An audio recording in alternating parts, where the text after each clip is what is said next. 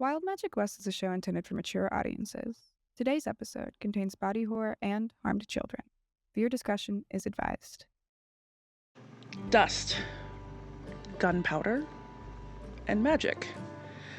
We look down at a well-tended but dusty bowl of a road, on which sits a rickety covered wagon that upon closer inspection is more bars than wood. As it comes to a stop, jolting the passengers inside, a sprawling lake comes into view. Large, glimmering, and glowing a faint pinkish red, with the red veins drawing across its surface. The edges of the shore of the Tungsten lake also show signs of the same ruinous red and pink veins that almost seem to hum with the haunting reminders of roserite corruption, the whispered promise of powers, enhanced abilities, and death. Further ahead, at the center of the lake, sits a stone and blackened steel fortress, the notorious Vane's End Penitentiary, placed upon a rocky slope for better vantage, turrets at the corners for patrol, and even from this distance, a well-trained eye can just barely make out the hint of moving figures on the parapets. A long, thick cable runs from the upper corner of this building down across the lake to nearby, where this wagon and several others have stopped moving. And locked in place, it rests, a grime and rusty-covered gondola. One way in, no way out. The prison was built to hold the most brutal. Outlaws and cartel members twisted by the ore of roserite itself, killers who ripped apart entire towns without care or thought, beasts and monsters that perhaps were once flesh and humanoid. Escaping has always been rumored to be a dream. The roserite polluted lake corrupts anyone exposed to it for long, and swimming it would be a death sentence, or worse, keep you alive, but make you come back twisted and wrong. The sun is rising to high noon as three people are unshackled from this wagon and ushered into this hanging gondola before being strapped down. Another cart is unloaded and several other prisoners are also set up inside this contraption, each being locked into place over what looks like a small trap door. "We're on the first load, Peter. There's supplies, and we'd be risking dropping into the lake if we take one trip," a voice rings out after finishing locking the prisoners into place, and an older man gives a curt nod as he closes the door and heads to the back of the gondola to be able to keep watch, and pulls a lever. There is a large shudder as this machine whirs to life, shaking you to your core, before this man starts to speak. "I don't want any shenanigans or tomfoolery. Ride's gonna take us about an hour, and we will be above that lake the entire time. You come at me," and he points to a red button on his little command station. "You get to experience a different ending to your story. We all on the same page?" Yes, sir. Won't find no problems with me, sir. Agreeable. The gondola starts to move across this cable. Aubron, what do you look like? Aubron he looks like a classic gunslinger. He's got his cowboy hat, his shades, a dark duster with a torn and tattered black cloak over top of it. Most of it covers up the lower half of his face, so you would see where he would be carrying a number of throwing daggers in his holster. Nothing looks elaborate or fancy. It's all just pure function. He's got on denim pants and large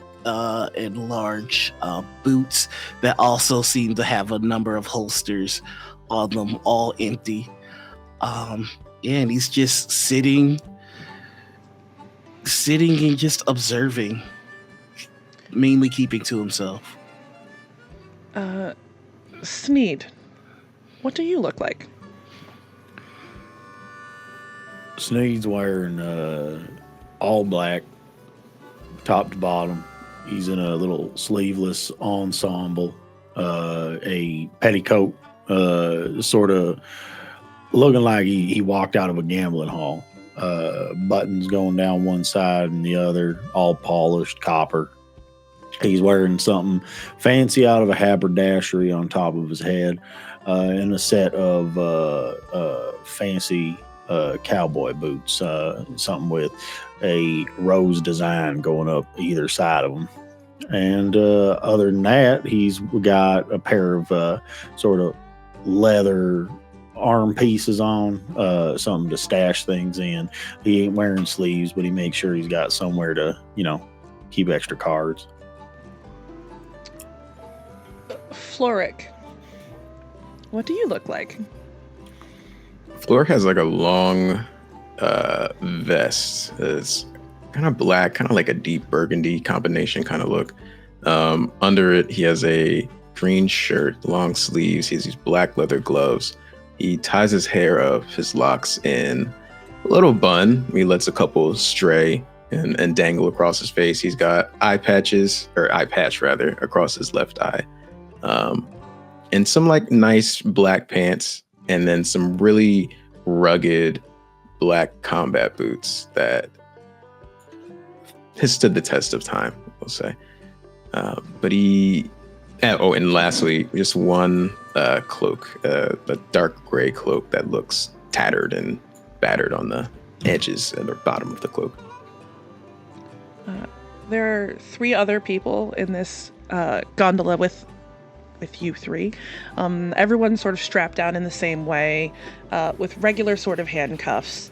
You've heard rumors of how of the wrist bracers that Vane's End is known to place upon their prisoners upon intake, but they are not on you just yet. As this gondola travels upwards on this cable heading towards the prison, there's a loud screeching noise before it gets caught's the wrong word. It just sort of stops moving for a second, and you guys feel the jolt as it breaks very quickly and just sort of swings, and you see the older gentleman sort of at the back just go, oh fucking shit, and then ducks down under his station to just sort of fiddle with things for a few moments, giving the 3 of you a moment to chat should you wish. Wow. Really here, aren't we? Yeah, most notorious prison I've ever heard of in my entire life. I'm just jazzed to be here. That's pretty well how I feel. That guy was quite the jerk off, eh? Yeah. Acting like we all don't know exactly what's going on here. It's like, you'll be dropped over the... We all know what Tungsten Lake is, you fucker. Yeah, I like to give him benefit of doubt. Maybe he's having a bad day, but yeah, it did seem pretty curt. Yeah. How about you, Aubron? I find that people that bluster in the manner that he did tend to have something to overcompensate for. Like a tiny member? Yeah, you got a little pecker? I wasn't specifically talking about his pecker, but probably, yeah. How loud is this conversation being had? Oh, I'm being brutal loud. Yeah, I would say Flo'ryck is not whispering, but he did lean into Sneed. What he said is I don't know, but he wasn't whispering. I'd say obnoxious. You see the old man who had been called Peter sort of peek up from behind his little console and just look at you all and just goes, you think I'm blustering? Yes, yes. Maybe a wee bit. He points over at an older looking human male in the far corner. Bald head, blue eyes, smooth brown skin, very, very rail thin. He goes, that man. And he's got a gag around his mouth so he can't speak. That man went on a killing spree in Radon Ravine. And he looks over at him and pushes the red button over where that seat would be. And you watch as there's a loud crack, and this man falls out of the gondola down into the water below. Thork's gonna lean to Sneed and just go, "They made him bald." Yeah, I don't think that's how it worked. I get carte Gotta be blanche honest. on what happens to you from that shore until we get to the prison. So how about we don't insult the way I look? Are we meant to be intimidated by the fact that you were able to kill a man that was bound with a contraption that didn't require any effort on your part?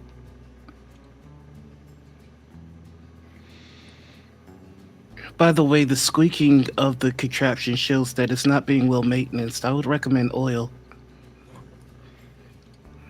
I'm gonna make sure that the warden knows that you need to go right to the thorn. Okay. Sir. And he'll duck back underneath and finish fiddling, and after a few minutes the cart starts to move again. The creaking of the swinging trapdoor now accompanying you on on the remainder of your journey. That creaking is a telltale sign of oxidation. It's going to rust soon. You saying they don't maintain this highly coveted prison well? Because that feels shoddy. That doesn't feel good. Yeah, it appears that that device is a major part of his intimidation tactics. If he doesn't maintain it, he's going to attempt this maneuver again with another group of people, and that door is going to be stuck, and the person he intends to kill won't die. Aubron, you are very smart. I'm glad you're here. You're a very astute individual. Thank you. As the gondola continues on its journey, our camera almost follows the cable towards the prison itself. And inside of a very well put together office, dressed in sort of gray khaki pants with a white sort of top and a golden over the shoulder cape situation. We see Warden Jocelyn Steele, warm copper brown skin with soft features, her hair the color of burnished gold pulled back into a simple braid, eyes a light hazel, and she is looking directly at one particular individual in front of her. Loretta, what do you look like? Loretta is wearing pretty much what I am. She is wearing a corset with a shawl over it, remnants of the long time ago when she was first sent to this prison. It's pretty tattered and worn. She's done what she can to maintain it, patching it up with what she has available to her, what's given to her by the warden. But other than that, she has a shortish bob of a pink aurora borealis sort of flowing hair, going between a light red and a sort of like a deep pink. And over her face, just above the nose, kind of skirting just the bridge of her nose, is a veil that covers her eyes. And she has picked up a ball that was probably sitting on the warden's desk and just throwing the ball against the ground and catching it. Loretta? I believe we have 6 prisoners arriving today. We do have 6 sets of cuffs ready. Yeah. That is if Tiny Pecker Pete doesn't fucking kill one of them. I've told him before not to do that. Intimidation doesn't work on these type of people. No. I do, though. That's why I'm here, right? You need me to scare them when they come in. Scare Give them them an old all. razzle-dazzle. To a degree. You are quite intimidating, Loretta. There's a reason we keep you around. I'm not sure I like that, but okay. What do you need? I believe it should be arriving any minute. Would you like to accompany me to the intake chamber? Oh, Oh, yeah, I suppose. It's not like I can go anywhere else in this fucking shithole. Don't forget the cuffs.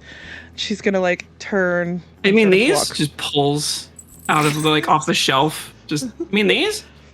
Yes, Loretta. And she's gonna walk past you and sort of assume that you are following, heading up a set of like worn stairs to a landing that looks kind of reminiscent to like an open cell. It's sort of like a stone gray floor with several guards sort of around, but it's open and the cable sort of runs into this room, so it looks like it can sort of pull in and dock. And you can see, actually make a perception check for me, Loretta. Sure. First roll. Where did it go? Did you just yeet it off frame? Floor! To the floor. Hold on. That is a telltale sign for how this shit's gonna go, man.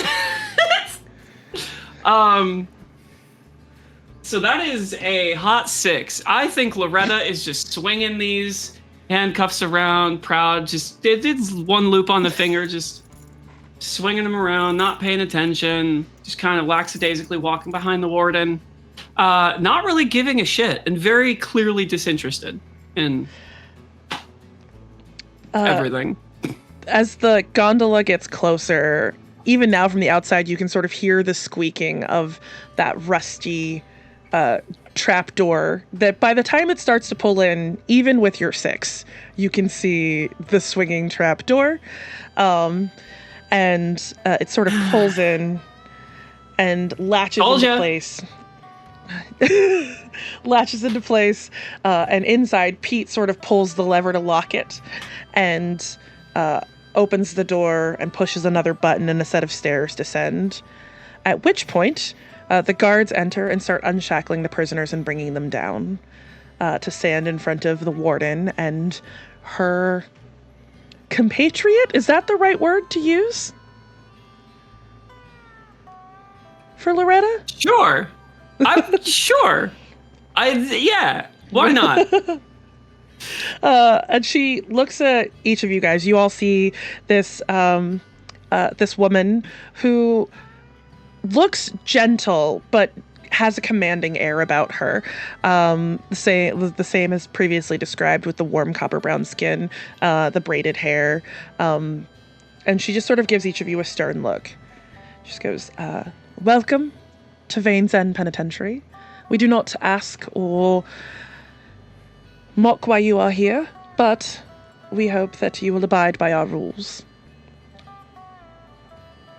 Simply stay in line, serve your time. Don't cause trouble. I try to be kind to the people who are here. Now, just for our own safety, the vicar will be installing some cuffs on those we've been informed are magic users. For your safety and ours, I would recommend that you do not attempt to cast spells while you are wearing them. They are... what's the word? Highly volatile is what they are. Yes. Should you attempt to use your magical abilities, you will be immediately injected with a small crystal into your wrist, and the more you do it, the worse it will be. So I'd recommend against it. Don't want to look like this. Show my fingers. The cuff's still dangling from the hand. Just Aubron, specifically, can you make a perception check for me? I would absolutely love to, yes. Let's go ahead and do this. A 16?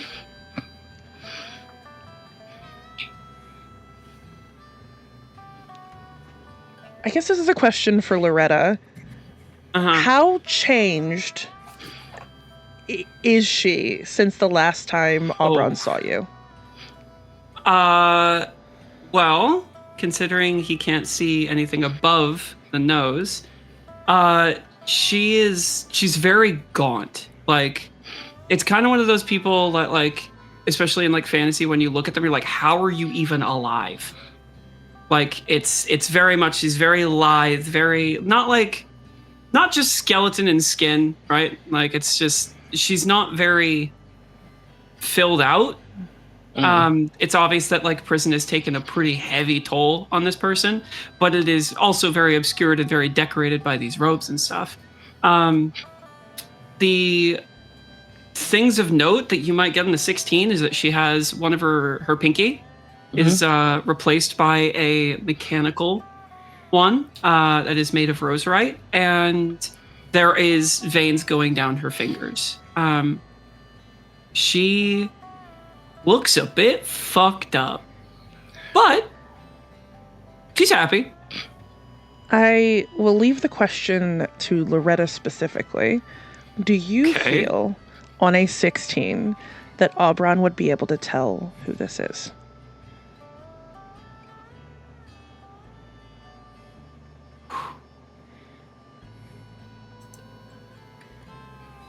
I got a compromise with you if you're interested. Sure, hit me. I was gonna say, because we did play out a scene where he noticed the finger, like the corruption coming from the fingers down. I think that'll trigger. Like, I have a friend that went through that, but I don't think that he would immediately put the pieces together. Yeah. So seeing the flashing of Loretta's fingers, there's a brief moment, an echo back to a very long time ago, a familiar friend you used to have. And almost as quickly as the thought comes to you, it vanishes. Just sort of settles into the back of your mind. You may call me the Vicar, the Steward of the Rosen Throne, and onto Flo'ryck's hands. Don't try. And it's two individual cuffs. So your hands are not cuffed together, but it's almost like two two separate cuffs on each wrist, with a noticeable pink glow sort of nestled into this like silver metallic thing that's been strapped onto your wrist. Oh, shoot. Oh, don't. I'm gonna tell him myself, teacher. Aubron does not use magic, but he is an Eladrian elf, which means he does have access to Misty Step. He doesn't tell anybody about this. It's really a break glass in case of emergency thing. Would they know? Yeah, they would, because they would, for reasons. Okay. So yeah, Loretta, what does it look like as you cuff each of these prisoners? At first it's Flo'ryck, because she can sense this magic coming from this individual, and just clasps both of them. Don't try. Oh, okay. Leans in. It's my own design. Is that a good or bad thing? And then lets go and moves over to Aubron. Just clicks it. Not paying attention at all. I think you have a mistake. I don't use magic. Okay. Moves over to Sneed.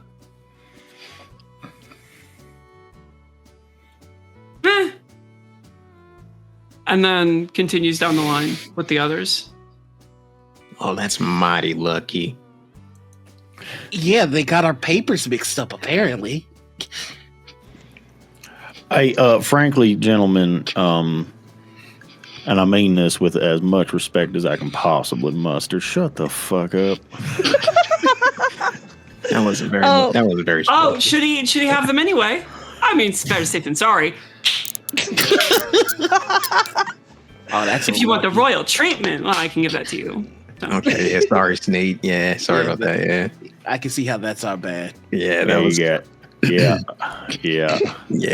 Oh, I can't imagine a way in which that was not entirely on your heads. Yeah, you're right. Just a brief pause above table. Did each of you guys give to the people who sent you into the prison a false identity or name that you would be calling each other as like a cover to protect yourselves? Aubron definitely would not have. Heard. AKA Mr. Stand on Business.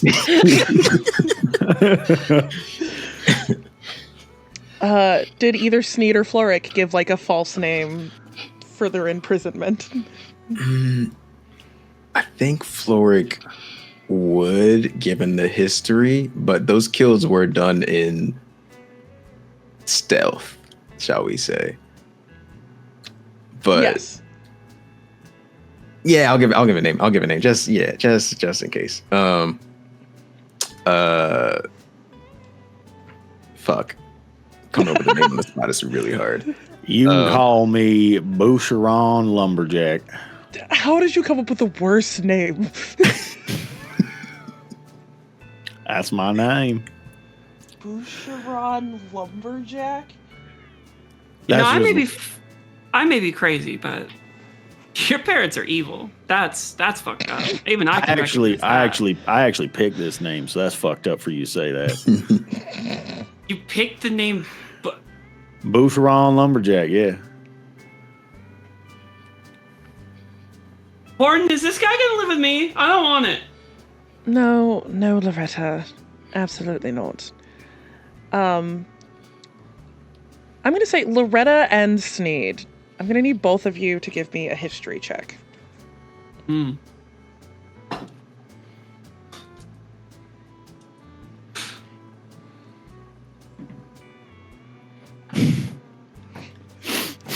Did you roll bad again, Eric? How's a hot 3 + 9?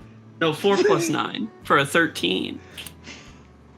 How is a hot 3 plus fucking nothing for a total of 3? Oh, God. Sneed, there's nothing familiar to you about this person. You're just focused in the moment, not really paying much attention to anything else. Maybe like adjusting your wrists, getting used to this new bracelet you got on. Loretta, there's a brief glance of familiarity as you finish attaching Sneed's cuffs, as he tells you that his name is Boucheron Lumberjack. You're not entirely sure. You can't fully remember where you know them from, but there is a level of like, I think I've seen this person before that sort of comes over you. Just kind of gets in a little too close and just...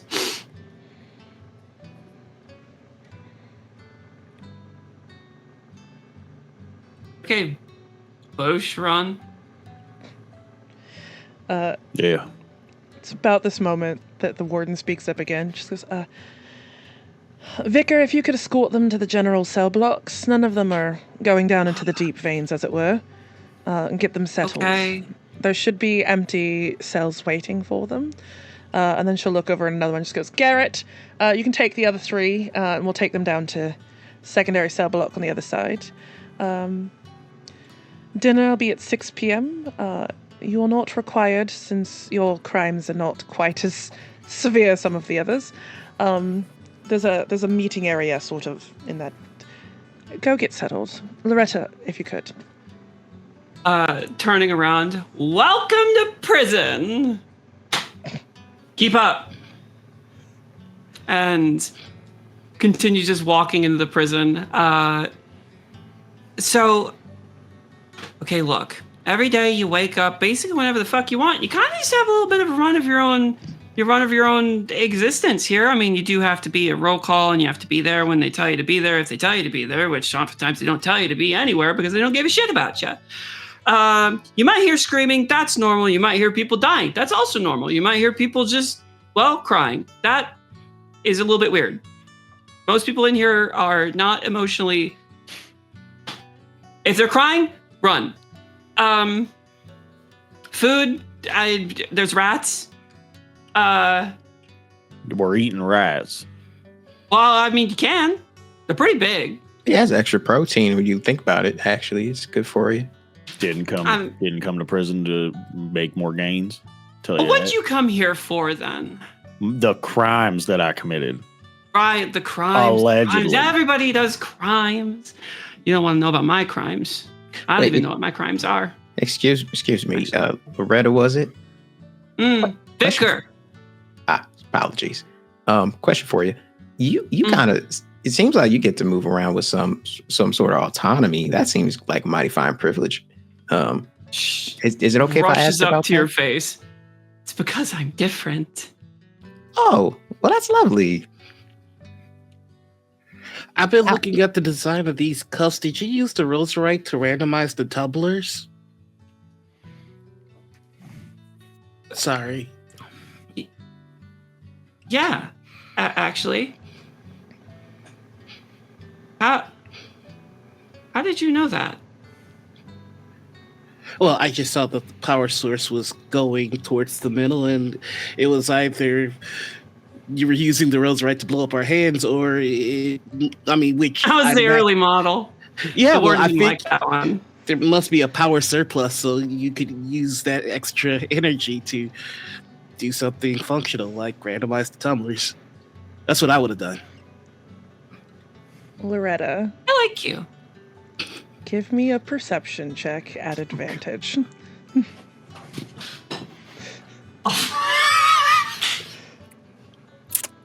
I don't need advantage, bitch. That's a 20.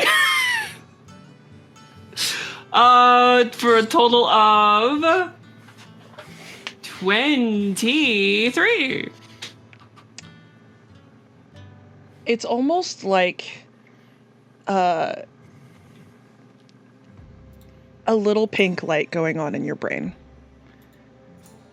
And as this person in front of you continues to speak, it almost goes full tunnel vision for a second, where you don't hear the words that they're saying to you because you've gone so far back into your mind.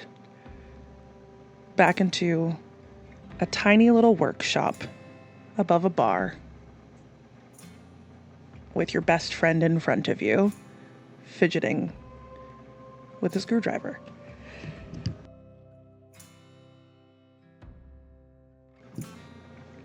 I still don't know why I have them on, though. I don't use any magic.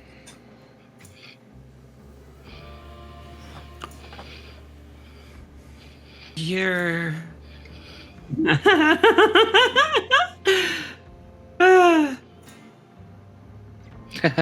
Time will do things to the mind. Time will do things. You're not real. No, you can't be real. You wouldn't be here. You forgot me. And she's just stopped, dead still, and has not moved, and is kind of just sitting on that. Do I know you? Nah, you couldn't. There's no way that you could. You're not real. You're not real. You're not real. And we'll turn around and start walking down the hallway again, without breaking that line of thought, just repeating. He forgot he wouldn't be here. He forgot he wouldn't be here. He's not real. He wouldn't be here. He forgot. Over and over and over and over again. And you, I'm assuming, eventually passing the cells along the way? Yeah. Almost like lost in your own thought, you sort of walk past. And there was a guard who sort of followed behind all of you guys to make sure that they know you well here. But as Loretta walks away, Aubron, same roll. Give me perception at advantage. Okay, let's do it.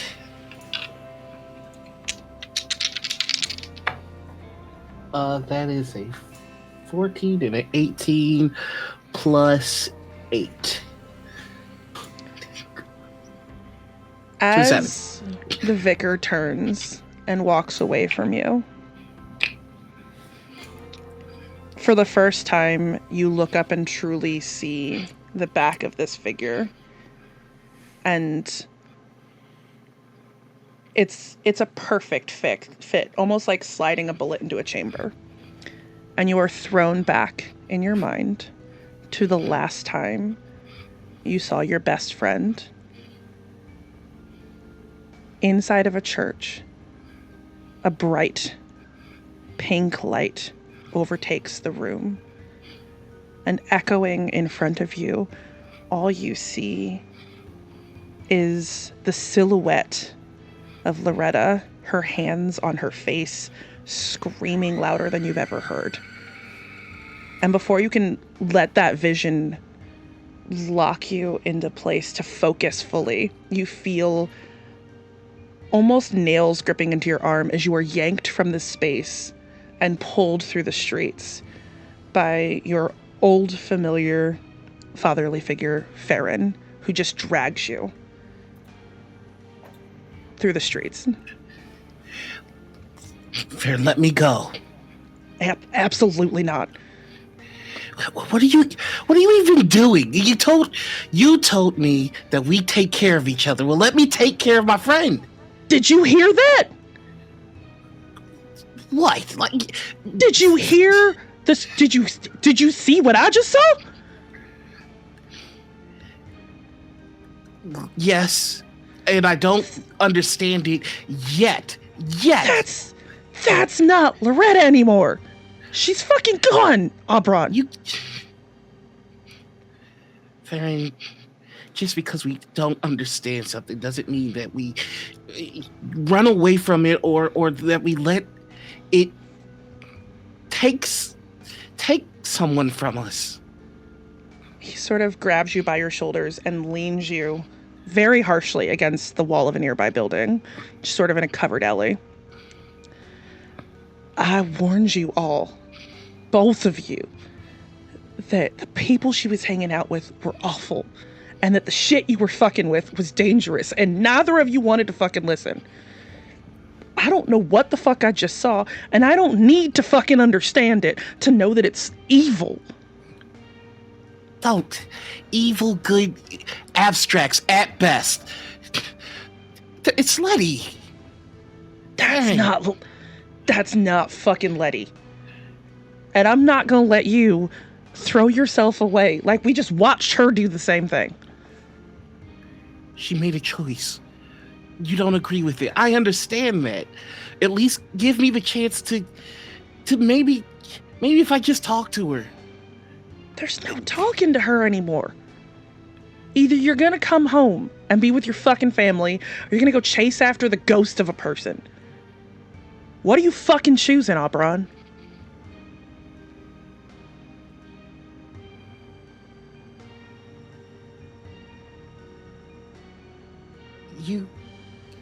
You're the only one not giving anyone a choice here. You're the only one that's gone. He's gonna, release you ever so slightly, but he's still standing in front of you, sort of blocking your path. I am giving you a choice. I'm giving you the choice to abandon Letty isn't a choice at all. The choice to live or die. I can do this. I can. No, you can't.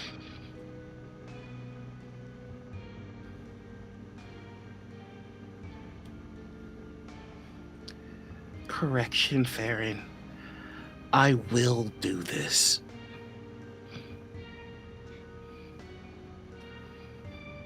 Go chase your fucking ghost then. And he'll turn and walk away from you. I think Aubron's just going to yell, "You did this to us. You did. Not Letty, not me, you." He's gonna stop in his tracks and turn back and look at you.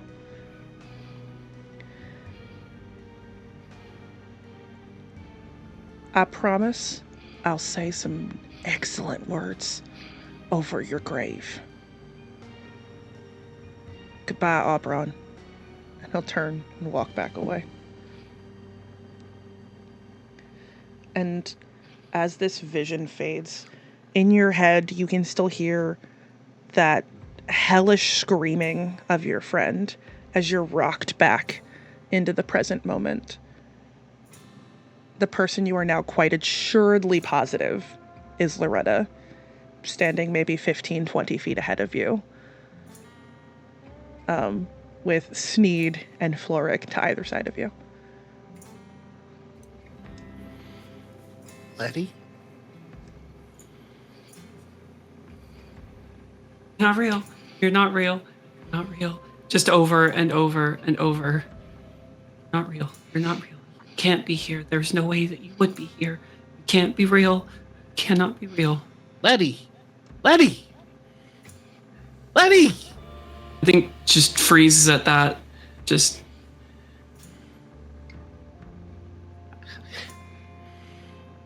She's not turning around. She's frozen for all intents and purposes. For all intents and purposes, she's stopped. I found you. I told Farron I'd find you. I am real. Despite what they told you. I mean, what is and is not real is a pretty big question. But as far as I'm aware, I'm as real as when we tried to steal Farron's stew recipes. I still think he's using a little bit of mayonnaise. There is a panic that you can see present on her body, still not turned around, and it stops.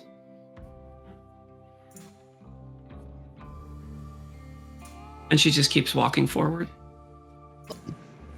Letty. As Loretta sort of walks away, we start passing empty cells. And there are only 2. So they end up putting Flo'ryck and Sneed into a cell together, and Aubron right next door. As Loretta sort of continues, I'm assuming, on her straight forward walking path. And the doors are not exactly closed. It's just sort of like shut, but it's like a door you can open because they know that like once you're on the island, there's nowhere for you to really go, and you are also cuffed. And you know that you will not be needed, as these guards like sort of shut the door and just they give you a curt nod and just go, roll call and meal is at 6 p.m. You got about 5 hours till then. Be in the center courtyard. There'll be tables and food. Till then, you are at your leisure. There is a guard station outside the deep vein. I'd recommend not heading that direction. That's where we keep the real fucked up people who do not get walking about privileges. You got it. Right. And the guard will sort of turn and head back towards the station that's sort of back down the hall where you guys came from, leaving you guys to your own leisure. Hey, Floor. What's up, Mr. Sneed? What in every single hell that can be imagined was that between Aubron and that lady? Oh, I got a couple theories. Okay. So first thought is they might be long lost lovers, like the type from childhood, and then they lost each other and then they found each other again. Or No, that's crazy. no? Okay. I think that's the wrong one. That's also my only theory. I didn't have more than one, but they definitely seem like they know each other from some like way, shape, or form. Yeah, I think that the crazy one is like some sort of elemental being of some sort that has infected Aubron's mind with some sort of insipid madness that he somehow will not be able to escape from. He seemed infatuated upon a look. And if that's like long lost lovers, then like that is probably the most toxic relationship that I've ever seen in my life. And let me fucking tell you, I know a thing or two about that. Like an illicit tab. Wait, hold on, Mr. Sneed. You know about love? Hold on that hard exterior. Hold on now. I didn't hear about this. We're in prison. You can tell tales. I am a notorious lover. It is the truth. I had a beloved, and they were the apple of my eye until an unfortunate event. Oh, Hey, Sneed, give me a wisdom saving throw. Man, you gotta quit. I gotta go find a different fucking dice. Oh, fuck. 4. As Flo'ryck mentions the word love, almost without even thinking about it, it's like a snap. Like, when you look through one of those like little Viewmasters that like you can slide through the scenes, you see a scene sort of fall in front of your eyes, and your brain takes you back to a memory you hadn't thought about for a very long time. Outside of Emerald Gulch, sort of a few miles outside of town, a large tree, sort of flowered with these cherry pink petals, and underneath of it is a freshly covered grave. What is Sneed thinking about or saying as he stands above the grave of his beloved?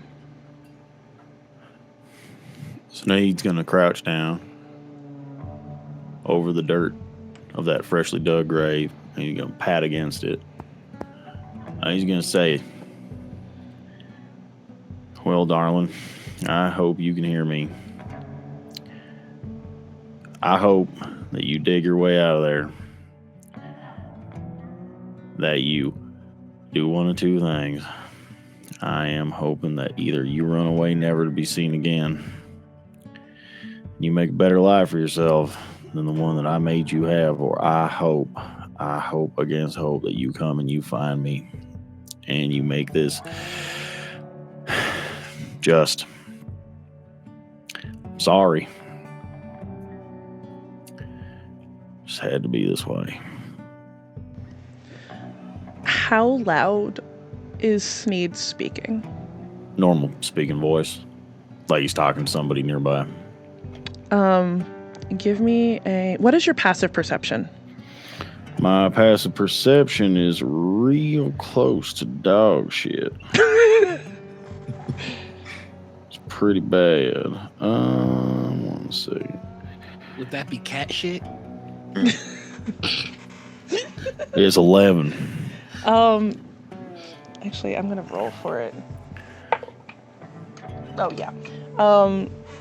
You do not hear anyone approaching. You're sort of lost in this thought, your hand sort of pressed against the dirt. You don't notice anything until you hear 2 twin clicks of revolvers directly behind your head.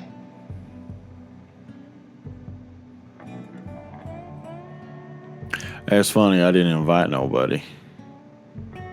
And you hear the familiar voice of Iron Teeth Vala. And she just sort of says very quietly, "It's finished then. You took care of your little problem."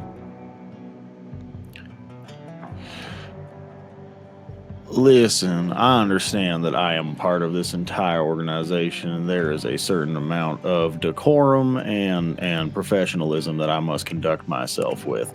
And I would like to think that I have it. I'm going to be slowly turning around, hands raised above my head. And I would like to imagine that I conduct myself thusly for the majority of the time. But if you call my poor fucking wife in that hole a problem one more time, I'm gonna kill you where you stand, or you're gonna kill me where I stand. How's that sound? Yeah, she's in that fucking grave. There's a reason we don't allow attachments in the cartel. It makes you weak, and then you do stupid shit. Don't blame me, because you had the audacity to think you deserved something outside of this life. You fucking chose. You're gonna preach to me right now. Is that what you're doing? If I know you well enough to know you dug that grave big enough for 2, you want to join your precious beloved? I dug that grave. It's true. Well, I had her do it. But That's fucked up even for you. Absolutely. It's because I do the things that I say that I'm gonna do. I'm a man of my word. Just the saddest smile that you've ever seen on a man's face. So, I'm gonna make you a promise. You think about doing something like that to me again, you're gonna be another grave dog. She's gonna give you a familiar, sickening grin, and lowers the pistol and fires it directly into your foot. Sneed's gonna look down, look at the smoking hole in his foot. And then she's gonna look back up at you. Don't question leadership again. And she'll turn and walk away.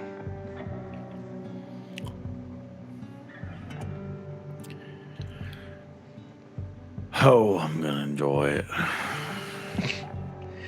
And you are pulled back into that moment where I'm assuming Flo'ryck hasn't stopped talking the entire time you were going down this rabbit hole of a memory. And love is, love is important, and it's good to have love in your life. Platonic, romantic, it don't really matter, but it's important to have a community of people that trust and love you and take care of you. It's good for you, really. I hope one day I can tell you, Mr. Sneed, that I love you. Because everybody's deserving of love. I mean, to some respect, some people don't deserve love, and that's okay. But I think most people in this group, Aubron, definitely, that fella deserves some love. That's a good kid right there. He's real smart. Are you all right? You look like you're in a trance of some sort. It's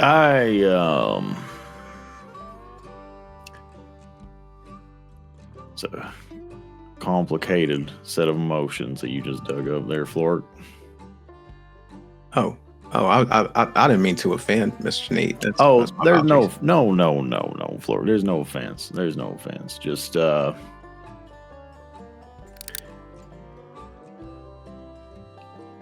I guess you just got to be careful who you conduct yourself with sometimes, guard your heart. That's fair. Yeah. Yep.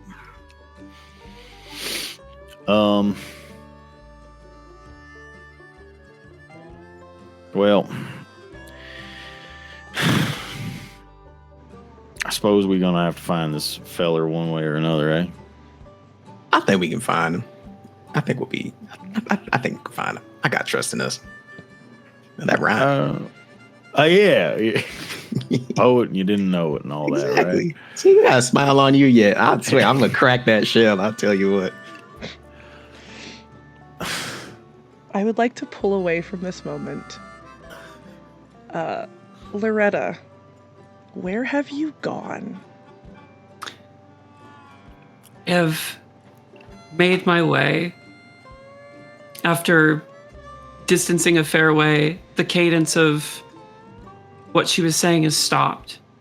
And she's fidgeting with her pinky, lost in the thought of herself. And till she gets to cell 6. And just stands in front of it, turns to it, puts her hands up to the bars. Hey, Darcy? You in there, buddy? There is a long pause before you can sort of see a mass shifting in the shadows.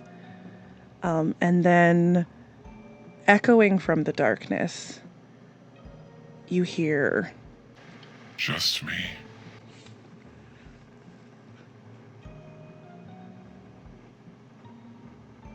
She'll turn her back to the bars and slide down, hitting her butt to the floor, and just looks up the spiral staircase.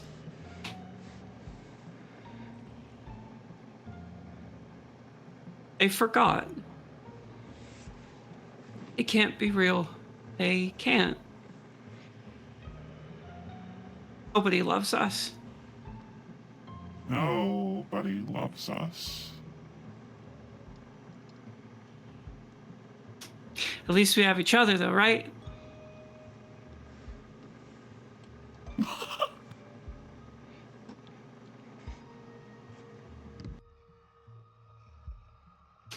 I wonder what they're going to serve for dinner.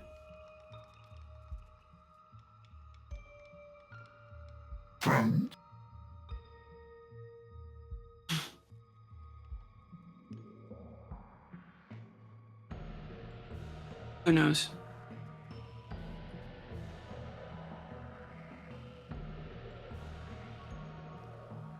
Never forget. Never You see forget. as the shadow just sort of pulls itself back into the corner of the cell again. She does not move from that spot. She stays there. She does not go get dinner. She just sits in front of that cell. We pull away. And we find Aubron sitting on the bottom of a bunk next to the cell where your two friends are stationed. Full disclosure, it's just bars between you, so you did hear their entire conversation talking about you and Loretta. Honestly? Oh, yeah, I'm sorry, go ahead. I was going to say, but I am assuming you've probably been quite lost in thought.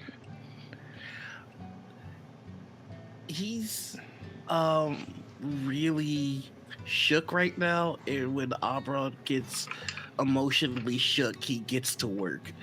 So I think he's actually trying to investigate the bunk to see if there's any sliver of metal that he could use to, if he still has the cuffs on, to... They're not attached. It's sort of like two separate like wrist cuffs, so you can move your hands freely, so you're not like sort of tethered together. Yeah. But go ahead and give me an investigation check to see what you can find. Yeah. Alrighty.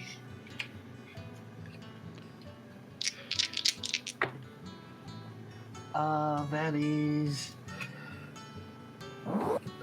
dirty 20.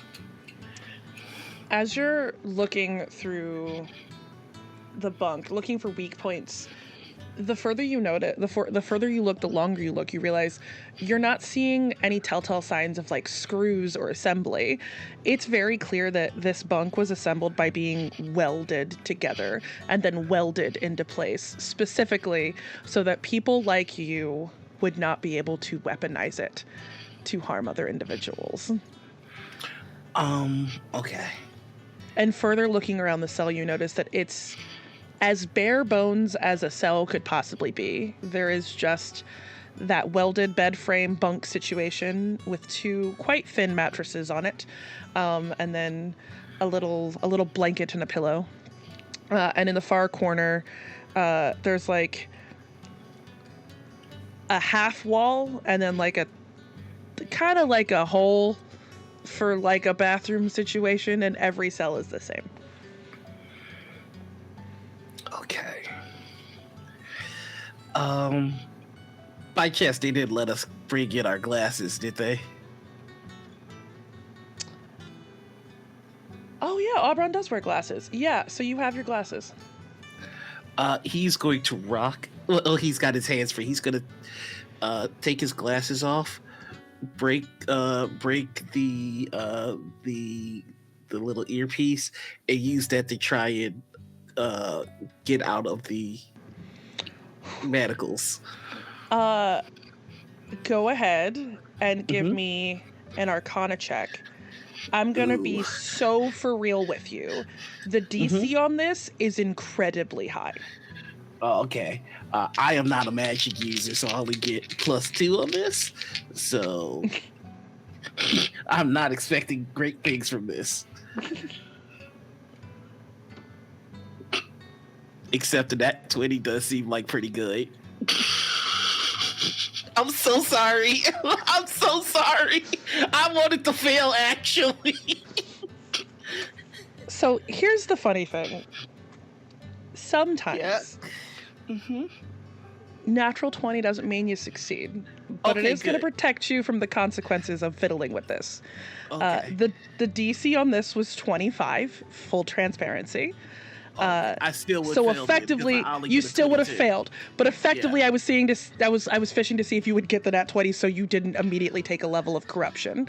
As you are fiddling with this cuff, for a split second, you almost think you have it, and then you watch as there is a bright flash of pink, and almost short-circuiting out of where you had it, you see like a little spent crystal, but you don't feel any differently, and you can tell that you weren't like infected by the roserite at all.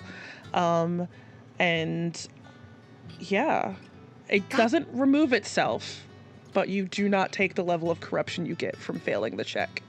God damn it, Letty. Just throws the piece of his glasses. I would say the two of you in the adjoining cell would hear him say that, and also saw the bright flash of pink light. Uh-oh. Yeah. There are anti-lockpicking contingencies because, of course, they are, with at least 3 redundancies. I counted on 2, I guess. You tried hitting it with a hammer or a big rock?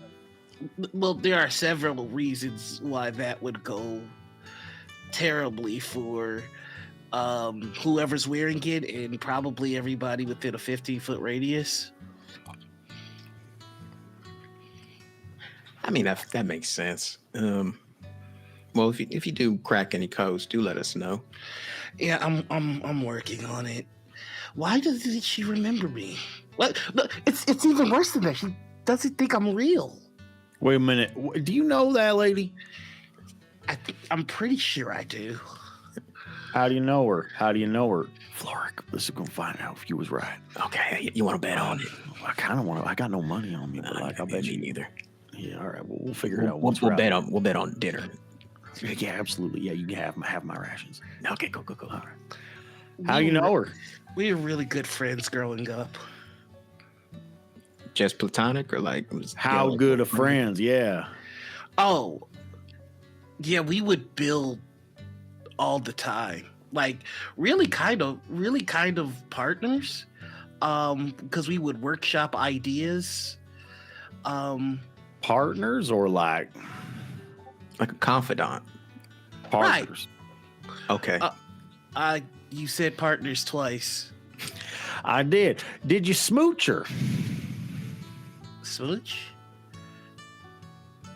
I think that's a no. Yeah, but I think that might be like a him thing. Like, you know what I mean? Like, it could have been like partners. Like, you know. Is that like a blacksmithing technique? Oh, what is like? Oh, you're lucky. You probably know all sorts of cool, interesting engineering maneuvers. What's smooch? Yeah, I'll let you take that one, Sneed. You got that. Oh, Lord. You know what? I am lucky enough to know several engineering level smooching maneuvers. I will tell you that much. Yes, but is that kind of like smelting? It's like that, but it's Aubron, do you know what kissing is? Oh yeah, I'm aware of that. That's the thing. Yeah, people do when they're like in love.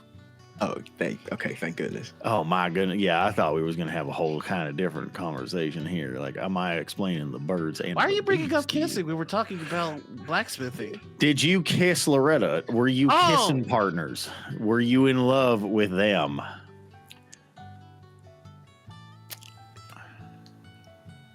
Do you not know any engineering techniques at all? Like, was that a diversion? No, Bron, that's all you, friend. You're the smartest one here. I don't know engineering, jack, jibbly squat. Gotta tell you, friend, I'm fucking dumb. I ain't know nothing about nothing when it comes to engineering. But I mean, yeah, I love Letty. Like, you know, we looked after each other. Well, Letty looked after me. When it was my turn to pay it back, I tried to make up for it. No, Aubron, I do apologize. You probably did hear us theorizing about y'all's relationships and whatnot. That was mighty inconsiderate. I'm not apologizing for it. I wasn't really paying attention to anything. Sometimes I get hyper focused, and all I can think about is how is they don't oil their trap door on their little Cary, but there's not even a little bit of rust on this punk to use as a sliver for getting out of these handcuffs. It really is maddening. Lenny! You owe me half rations, Flo'ryck. That man don't know nothing about kissing. That's all right. I mean, do you want more of the prison? You were the one saying the food tastes bad, so. Yeah, I don't want none of your prison food. I just want to know that I could have had it if I wanted it. Oh, cool. So we don't lose anything. All right. Well, this is the best bet I ever had in my life. Oh, the afternoon passes. You guys are free to leave your cell and go for a wander should you want to. Otherwise, we will skip forward in time to dinner time.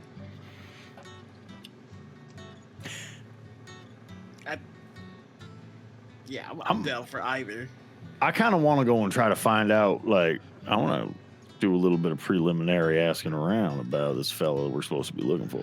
I think we'll also go for a walk, but for different reasons. Yeah. Do you Aubron guys is just looking for Letty? Oh my God. So we're splitting the party immediately. Heard. Well, I'll Great. go with, you know what? I can accomplish my goal while I go with Flo'ryck. Like, wherever Flo'ryck's going, I'm sure I can find. I'm looking, like, to be honest, I'm looking for strangers that I can grill about the location of a dude that we're supposed to actually be fucking looking for. If these other folks are looking for something else or doing something else, that's on them. Yeah, Flo'ryck would definitely go with Sneed, I think, too. Yeah. Like, got a job to do. Give me an initiative check. Either Sneed or Flo'ryck, one of you can roll it. I don't care which one. And I think it should be Aubron. Flo'ryck. And Aubron, give me an initiative check. Okay. Just to determine who goes first. It's an 18 for me.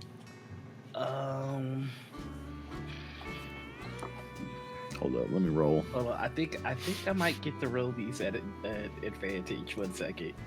Because of elven accuracy. Do you get to roll initiative at advantage too?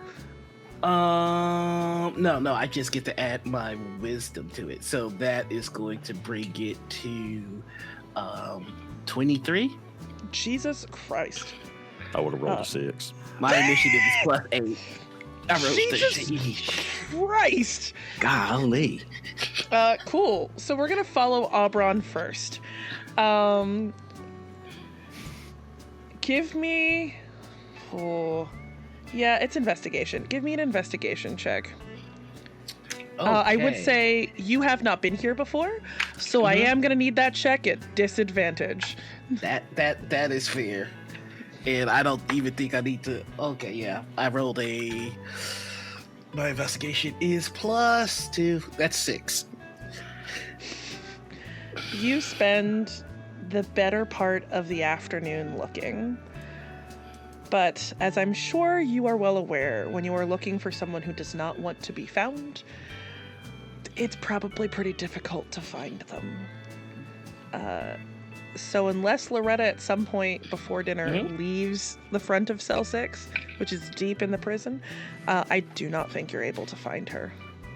Yeah, I'll probably double back with the gang unless I see any signs of my gear. But yeah, mainly it's finding the crew. As you're looking for the crew, which we will jump to them in just a moment, you are reminded of the thing that the person who took your gear told you, which was very specifically to, your gear would be with the blinded rose. That was the phrase. And that phrase comes back to your mind again. And we will jump over to Flo'ryck and Sneed. What the fuck are you two doing? I can't believe that Aubron really don't know nothing about none when it comes to kissing girls. That's crazy. You know, I'll try not to cast judgment. I will. You know, I think he's really devoted to his craft, and that's a love in itself. And I think that's really beautiful, honestly. You know what? You got a point. Like I'm not trying to throw judgment. It's more like wild and like overarching disbelief. Like he's a handsome gentleman, and it just seems crazy to me that you know. Well, and also, like, it seems like they would be, like, you know, the way that they looked at each other, sort of in that moment of recognition, Like, it just seems like there would be a spark there or something like that. But as it turns out, like, he's, you know, giant nerd and you don't know nothing about smooching. And that's, I get it. I mean, I get it. But so, anyway, I gotta say, I want to spend probably as like a small amount of time as we possibly can within this prison. So, should we go looking for this feller that we were supposed to? Wait a minute. We need our stuff. Yeah, we do need our stuff. Also, how are we going to conceal our stuff when we do get our stuff? Well, my stuff is a hat and like my glasses. Like that's about it. Like I don't need like tools of the trade. Like it's all I gotta get. I gotta get these fucking cuffs off me. Is what I gotta do. That's really the only obstacle to me becoming a certifiable menace within these walls. But I do apologize about that. That was my bad. Wasn't gonna ask for another apology, but I do accept it. I still feel very bad about it. I can't believe you opened your mouth. Like, what the hell were you thinking? Sometimes it's hard to stop talking. I find I'll stop talking right now. Yeah, exactly. Honestly, you don't. One piece of gear you don't need. I'm gonna tell you this right now is a shovel for the fucking holes you dig for yourself. That's a good one. Do you remember what they said about us getting our stuff back though? For real, like on the real. From what I remember, something about a black rose. I think was the look for a black rose. Black rose. Yeah, or blinded rose. You sure? Okay. Well, Question. Yep. How loud are we walking and talking? I would say that it is at a very quiet whisper. I would maybe I would have gone with something. Yeah. It's like we're not exactly yelling. It's like, so where are we getting our gear for busting out this other criminal within this prison here? As you're walking through the cells, and you're having this conversation, you pass one that looks incredibly well outfitted. It's not as barren as your cell is. It's also on like a higher floor. It's got like a nice rug. There's fancier bedding. There's a fancy chair. And just sort of leaning in the chair, the door open, holding a book, you see a rather statuesque woman with piercing emerald eyes who has somehow found a way to, even in her tattered attire, look incredibly regal. And she's just sort of leaned back in her chair, reading the book, but very clearly looking at the two of you. Hello. Well, how do you do?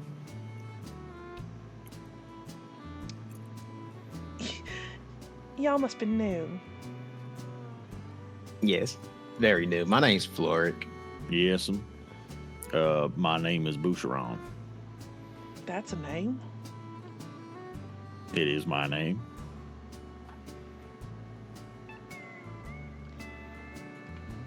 Give me a persuasion or deception. You don't have to tell me what it is. You need to beat a 23. Oh, I very handily beat a 23. I got. I absolutely do. You say persuasion or deception; they are the exact same roll for me. But you I don't will have to tell me you, which it is. I ain't telling you shit. Yeah, I have. But you want the total? I got 25. Okay.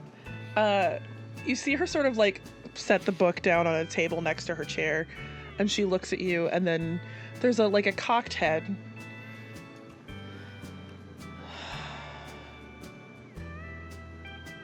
There's something about you that's just can't put a finger on it quite.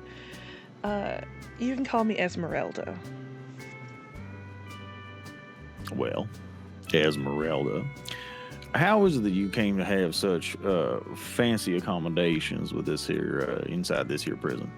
Indeed. Oh, my family insisted upon it. Your family owned the prison? They put you in here? No. I sort of come from wealth, and even when you hypothetically turn against your family and sort of build your own bandit empire, they want to make sure that you still get the creature comforts, so. Well, ain't that nice?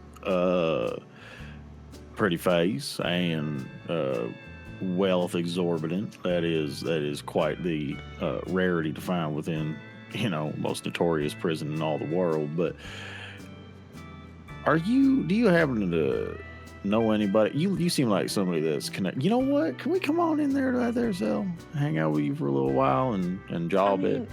I was gonna say that you could. Y'all were being quite mouthy. That's kind of my fault. Yeah. Kind of what he's known for. It's true. Sorry. I get wrapped up in it. Please come inside. And she's gonna like sort of cross her legs and just sort of gesture inside to the only place to sit, which is her bed, but it's not a bunk bed. She's got like a full-size bed in this prison cell. Well, dang.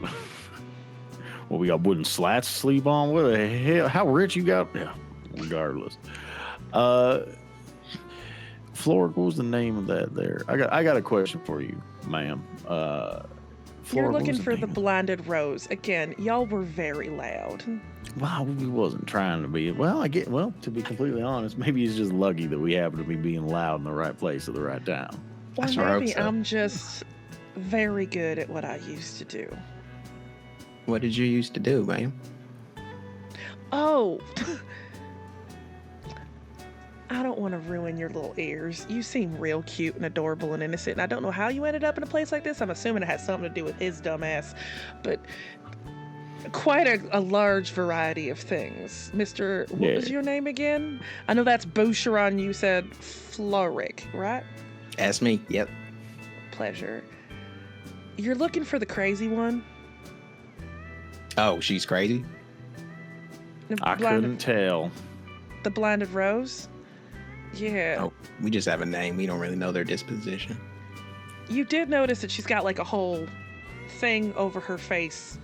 Cause look, I've never seen her without the veil. I don't know what the fuck is under there. But yeah. Probably eyes. I don't think so. I've been here long enough to know, and she's been here long enough, that I'm not entirely sure. I don't want to know. Oh, that was them. We gotta tell Aubron. Well, I think we gotta tell Aubron. Listen, okay, this is a side. This is a personal question that has absolutely nothing to do with the matter at hand. But ma'am, has the blinded rose, the other, did she ever say her name was Letty? I was introduced to her as the vicar, and she calls me cunt, because we don't exactly get on.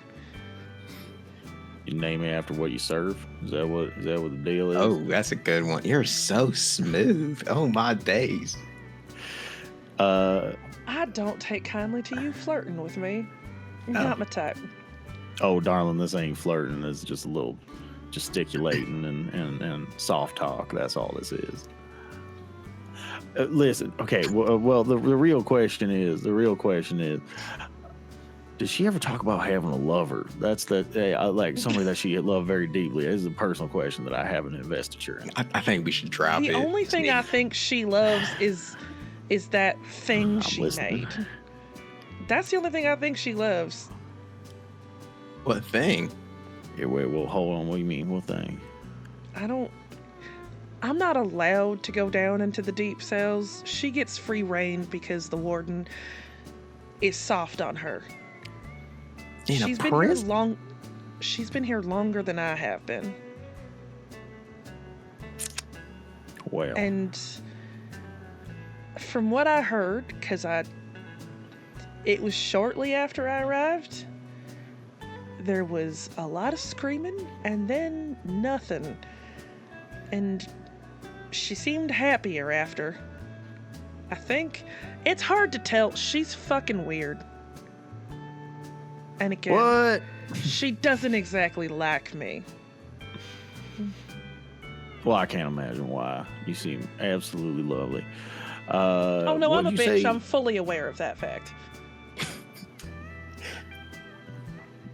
Well, I'd never say it, but all right. Well, all right. Would you be able to tell us perhaps where we can find her on any given hour?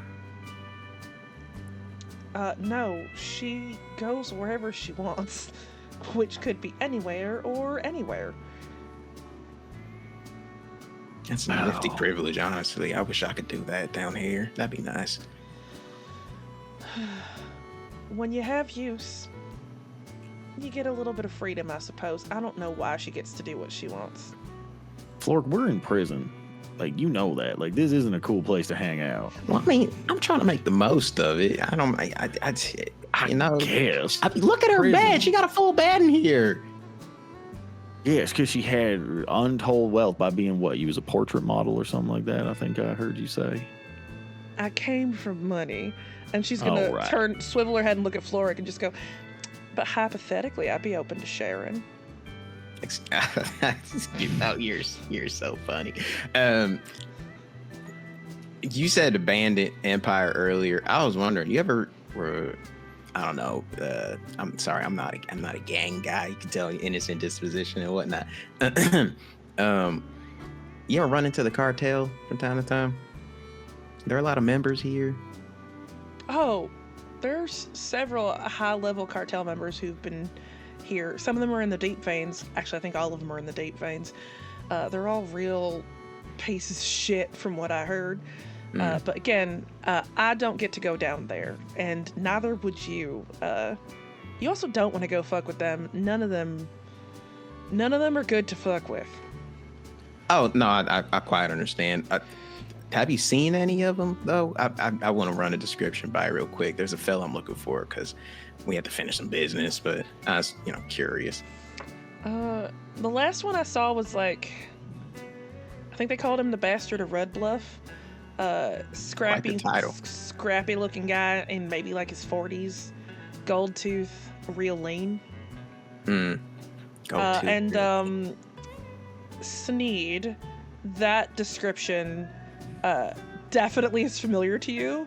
It sounds like Callum, known as the Coyote Voss, who is a high-ranking Black Vein Cartel lieutenant. Have I ever met him? Yes. He used to run tight with Vala.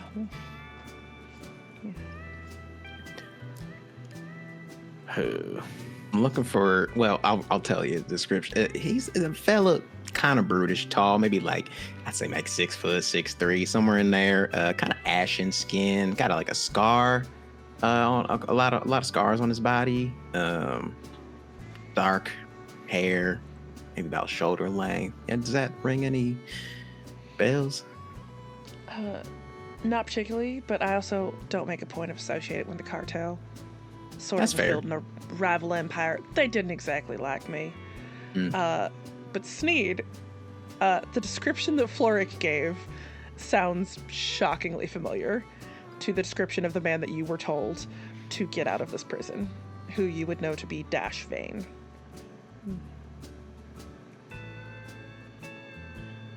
Oh, damn it.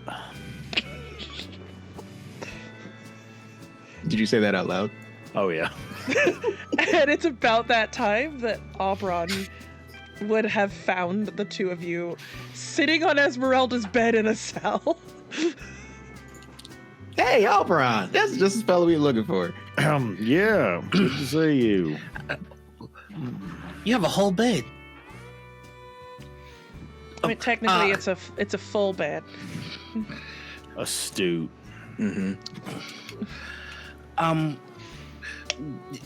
Have you all made progress in finding things around here? Yeah, we already got the guy. We snuck him out of the prison in like a little wooden box. We're just hanging because it's nice in here. Oh, you with the jokes, I swear. I mean, I do like that you are making jokes, though. That is nice. Sarcasm. Okay. So what stuff did we find? Any stuff that I would like?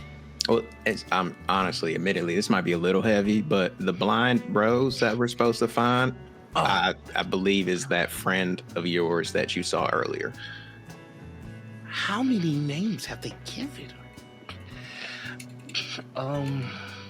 Quite a lot. I mean, to be fair, because you're still in my room and not exactly being quiet with your conversation, she has like half a dozen at least that I've heard her say.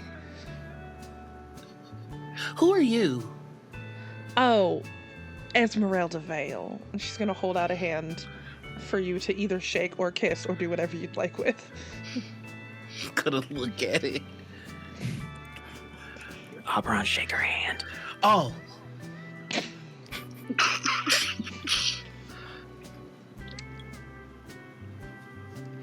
Yeah. Stop shaking her hand. Okay. Sweet, sweet autistic man. I love him so much.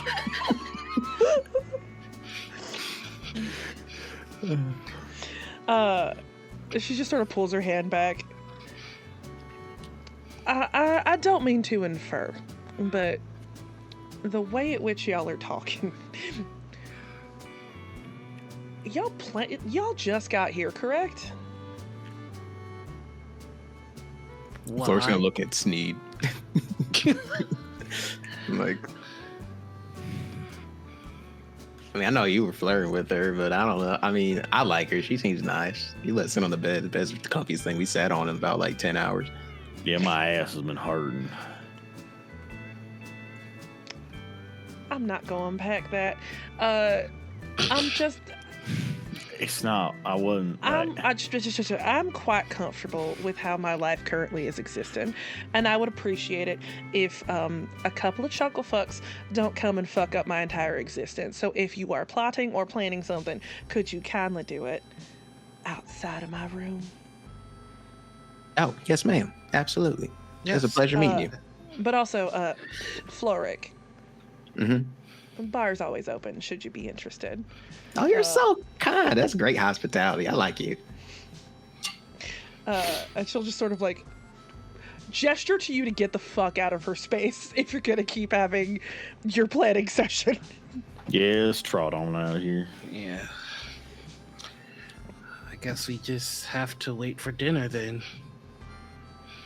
Well, Flo'ryck's already been offered dinner, but yeah, we can go get food. Is that a euphemism there, my friend? Yes, that is exactly what that was. Thank you for picking up on that. It's about this time that you hear a loud bell, and you can hear the sound of a lot of footprints as a lot of feet as people are sort of heading towards the center courtyard of this prison, where even from where you're standing outside of Esmeralda's cell, you can sort of see down into that courtyard, where there is tables, and you see it starting to fill up with people. But before we head down into there, I would like to jump back over to Letty.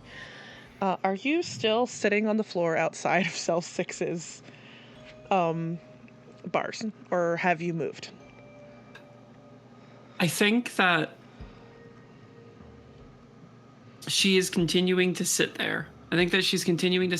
And as they bring the food down to these prisoners, because they are not allowed to leave, she's just, hey, Jameson.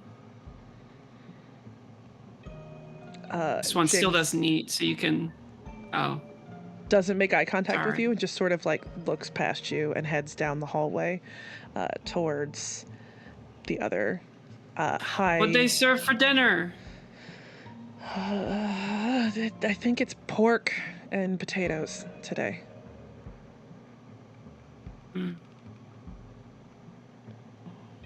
It's fresh. You should go get it while you can.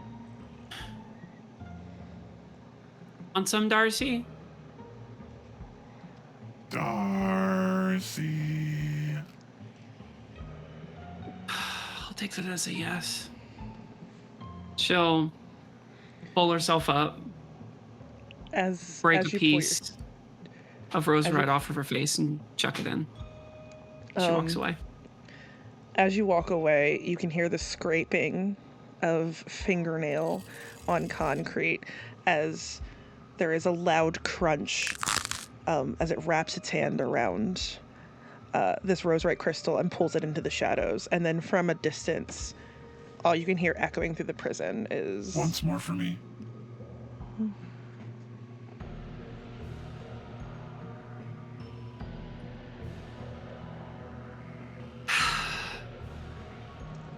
Okay. Okay. And then we'll continue towards the cafeteria? It's like there's a big mess like hall? open. It's like a big open yard area where there is space for people to like work out and like exist, and then there's a covered section that has tables and seating for food and like a small line with like windows. So you like go up to the window, pick up your plate, and then get your food and sit down. The three of you have already made your way down to this area, and you notice as you don't see Loretta right away, but there is a notice almost like a parting of the sea as Loretta enters the courtyard, as the prisoners sort of split and make room for her to enter, and just sort of shift out of the way should she choose to go get food, knowing to like back off and give her space. Thank you, gentlemen, ladies. So kind as always.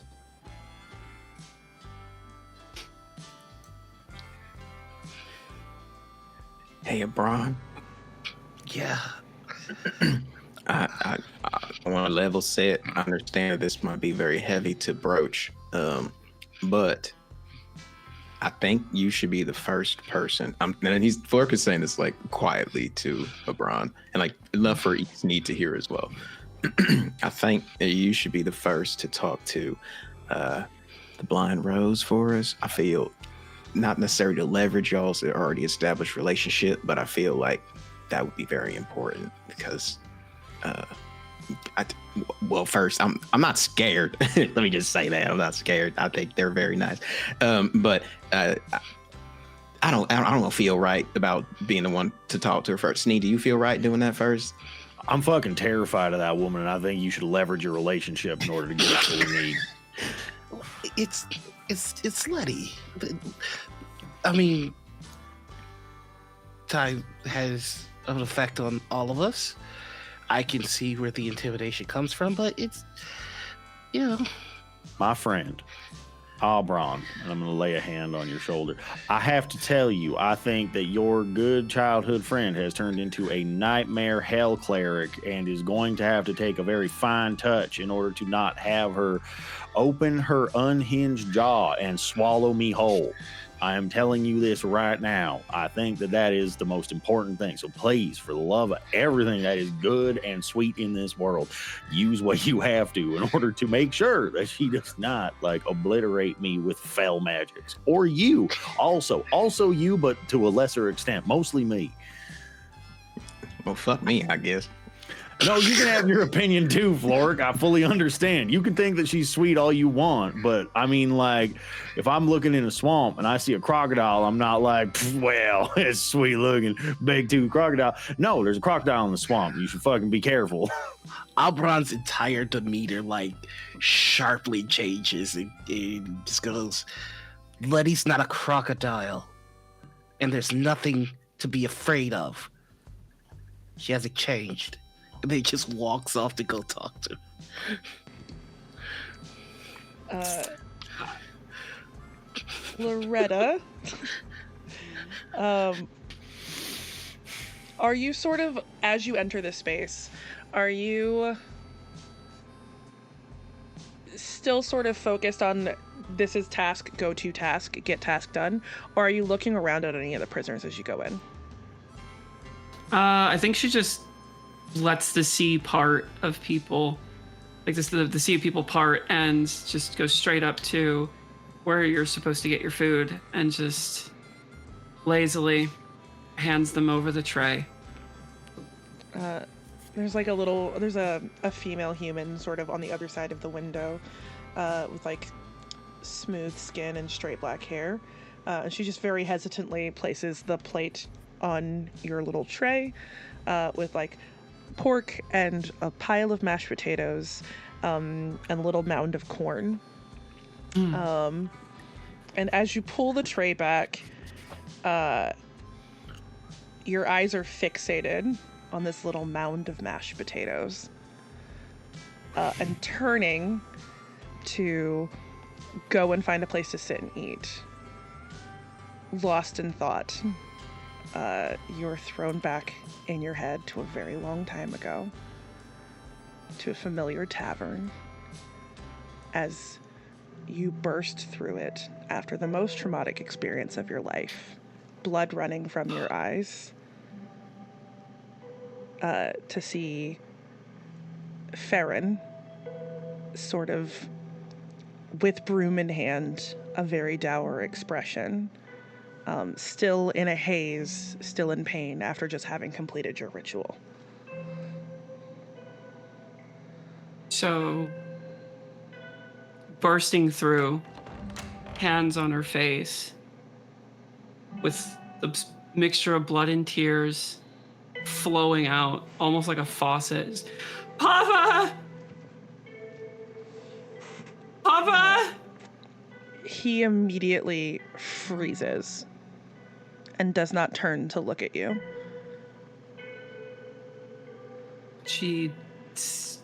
Scanning the room.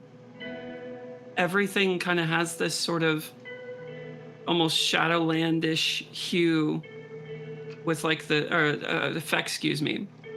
Her vision is very blurred, but there's this sort of soft pink hue over everything.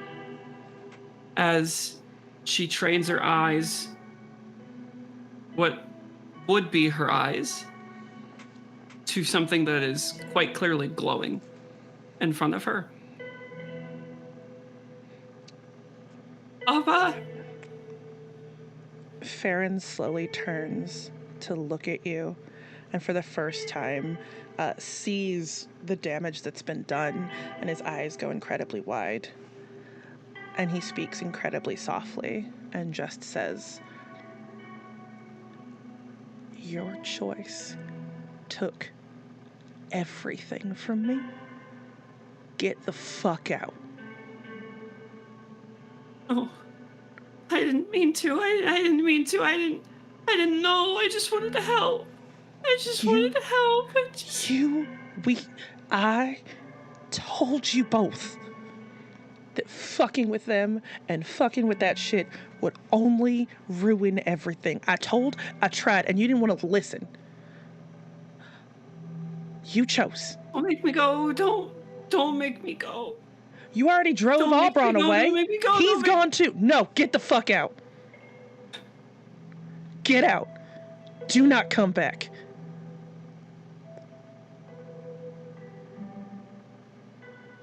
Silently, kind of recoiling from that.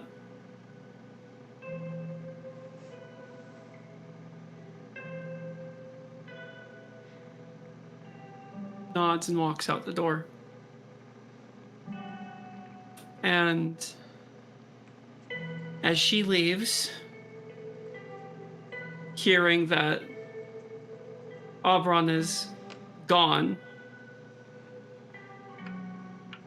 thinks to herself and looks up at the window that is adjacent to the door on the second story, and just wants to go home, just wants to go to bed, just wants to be in normalcy. And she'll try to climb up to see if he really is gone. Give me an athletics check with disadvantage.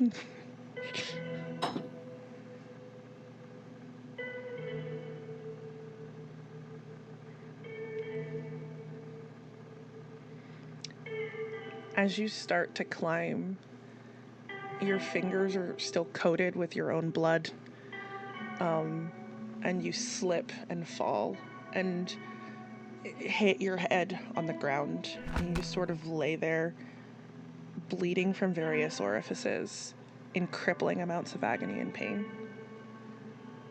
And it's almost the shock of reliving that memory of your head hitting the ground that pushes you back into the present moment. And as you raise your eyes from that pile of mashed potatoes, for the first time in an incredibly long time, your eyes meet the face of your best friend. And that is where we're going to take a quick break.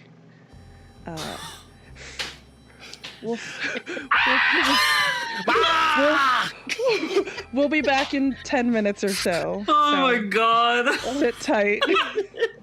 Bye. Fuck me, dude.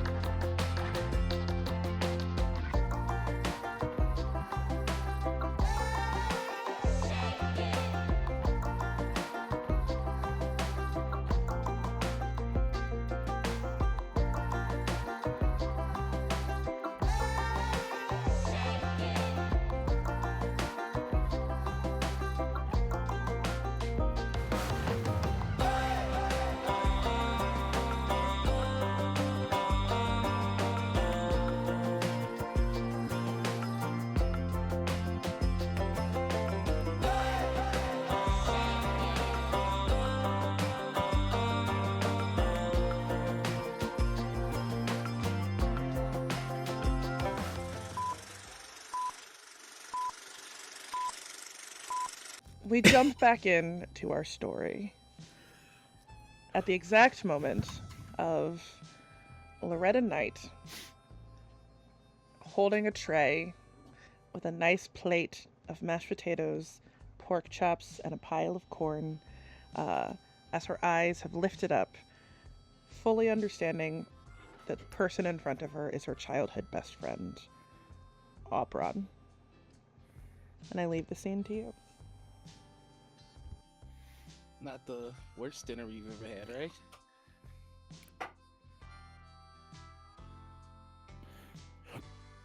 She'll walk past you. Yeah.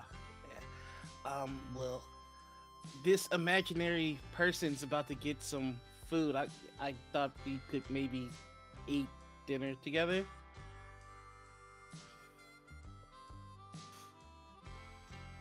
I'm the imaginary person. I was trying to be 13 sarcastic. years.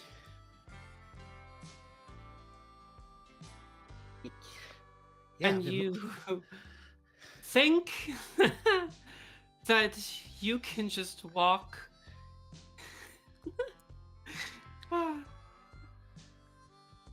You don't care. You don't care. You're not real.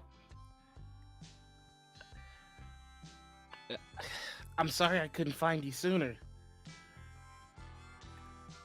Yeah, I'm sorry too.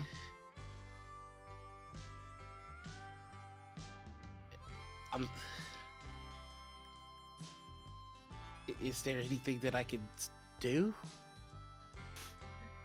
Well, I mean, other than haunting me like you have every day for the last 13 years of my life, sure. I suppose now I should believe that you're actually here, right? That you're literally right here in front of me when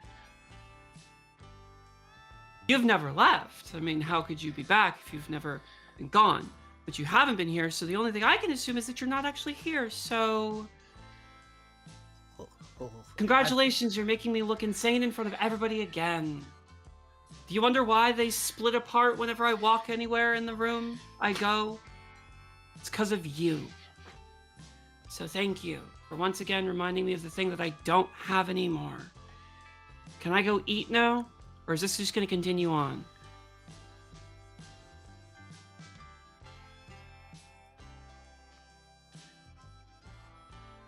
I don't know what to say to that.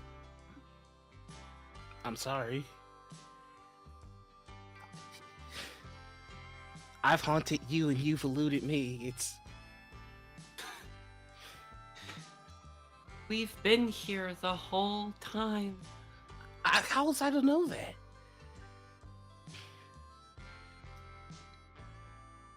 That day I left there and I left it all to go and find you, and you were nowhere.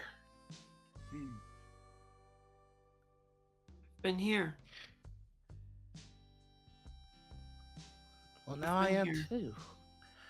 It took a while, but I told Farron that I would find you, and I did. Just like you did yesterday, and the day before, and the day before, and the day before. Yeah, I know. It's good to see you, Bron. And she will just walk away.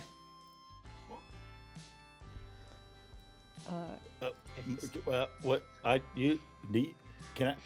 Flo'ryck, at the table that you and Sneed are at, you feel a Oh, this was familiar loud presence. enough for everybody, sorry. No, I know, I but shouldn't like have at specified, yeah. specifically Okay. their table, you feel a familiar sort of weight on your shoulder, just sort of nestle in, and a very quiet voice whispers into your ear. Oh, she's messy. I don't know about messy. I think there's a history there. Darling, you've known me long enough to know. I pride myself on messy. That one is messy. Okay, but what are your intentions? Because I mean, I want to make as many friends in here as I can within reason. But We've had this conversation before. You know my intentions. I just like to watch. But that's Aubron's friend. I don't want you to hurt her. Oh, thank goodness. No, could. I'm just stating Quite clear. generally that she's messy, and messy is interesting. All right, well, maybe I'll go try to talk to her. I think she would make an excellent friend. All right, well, I'll give it a shot. Worst case scenario, just punch someone for fun. Feel good for it, and then you'll feel like the weight sort of dissipate off your shoulder. Also, did you say any of that out loud, or was it all telepathic? Because you did not specify. I did not specify. I will say it was telepathic until he said, "I'll give it a try," in reference to going to talk to. So, Sneed, you would have heard that last bit. Oh, what'd you say, Flo'ryck? What were you muttering about? Oh, I'm thinking I might try to talk to Loretta. It seems Aubron got shut down there pretty hard. Yeah, he fumbled it real bad. Not for lack of trying, though. I can't imagine what's going on between the two of them. I think he's damaged like pretty heavily. That man looked at her and he started, and he like made an excuse. He's like, I couldn't find you. You ran away. Yeah, all right. Freaking blame her for being in super prison instead of just being like, I'm sorry. Like, nah, he screwed up. That's you fucking.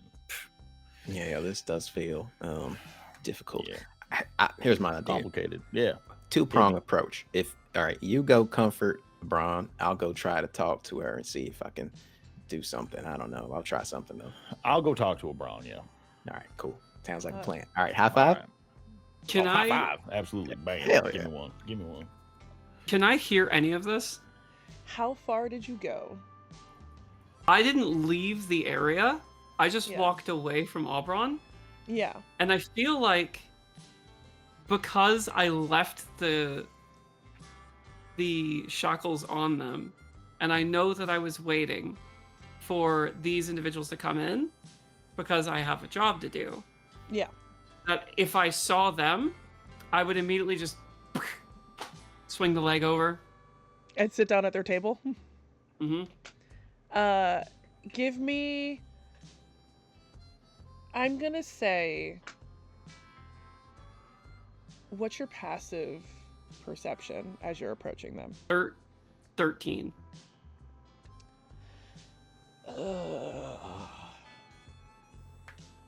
Sneed and Flo'ryck. How loud was that conversation? Like whispered, like not like you Yeah. know, like we're talking to just each other. Like Yeah. like, if I'm gonna I say- think yeah. You probably didn't pick up. You could see that they were talking and obviously looking at both you and Braun, but like you do not know the words that were being spoken. Right. As you pull up and plop down, leaving Aubron sort of standing in the middle, and sort of like a la like that moment at the cafeteria as a kid where someone slips and falls and everyone sort of stares for a moment and then everyone poignantly looks away to like not acknowledge the elephant in the room. That's kind of what everyone's doing to Aubron currently. Is just everyone has swiveled away after looking at this loud argument that had happened very publicly, and has shifted back to sort of their own meals and their own conversations. Drop the tray on the table, make a loud clang, swing her leg over with zero care as to who can see anything because she just doesn't give a fuck anymore. Plops down. What are we talking about? Well, Flo'ryck had something he wanted to ask you. He's real interested. Hey, Aubron, and then I get up and I'm gonna walk over to Aubron. yeah. I wanted to chat. You see, like Flo'ryck is. Wait. Yeah. Wait. Can you see him? Aubron, yeah, that gentleman is very, very real. And also, listen, I don't know what happened between y'all two, but I've only known him for less than 48 hours. Very kind gentleman. I don't think it's very nice to say he's not real. He's very real. In your head, Aubron. Is that really you? Yeah, yes.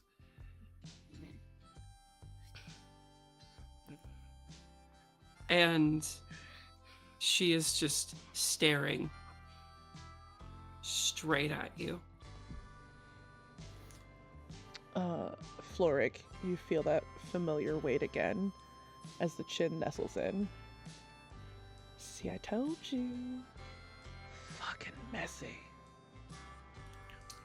Flo'ryck's just gonna have like a grin on his face, like, I think we did good. I think we did good.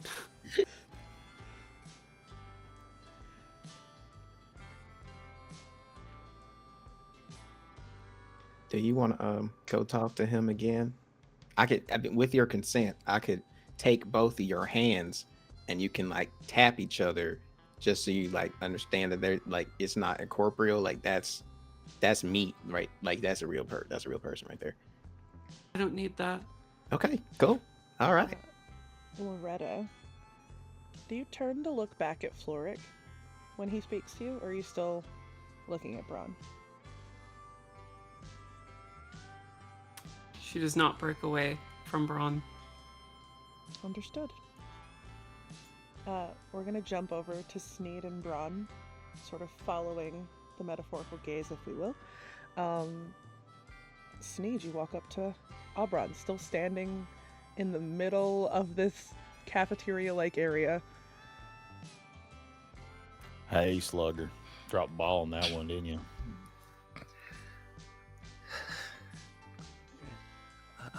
I'm real. It's the thing. But how does one prove their own existence? That is quite the... I am never getting out of this fucking prison. All right. So, listen, Aubron, I'm going to need you to lock in, my friend. I need you to get your shit together. I don't care who that woman is to you. I'm supposed to come over here and give you a pep talk or some shit like that. Hey, not your therapist, not your best friend, not your loved one. I'm not here to hold your hand. You need to stop pining over whoever the hell that is. And I'm just pointing directly at her. I'm telling you right now, we have this is when Loretta's message pops into your head in the middle immediately, of like it's like the value's being turned down on Sneed. Like, he needs to stop. It's like, yeah, it's me. Like in the exactly. The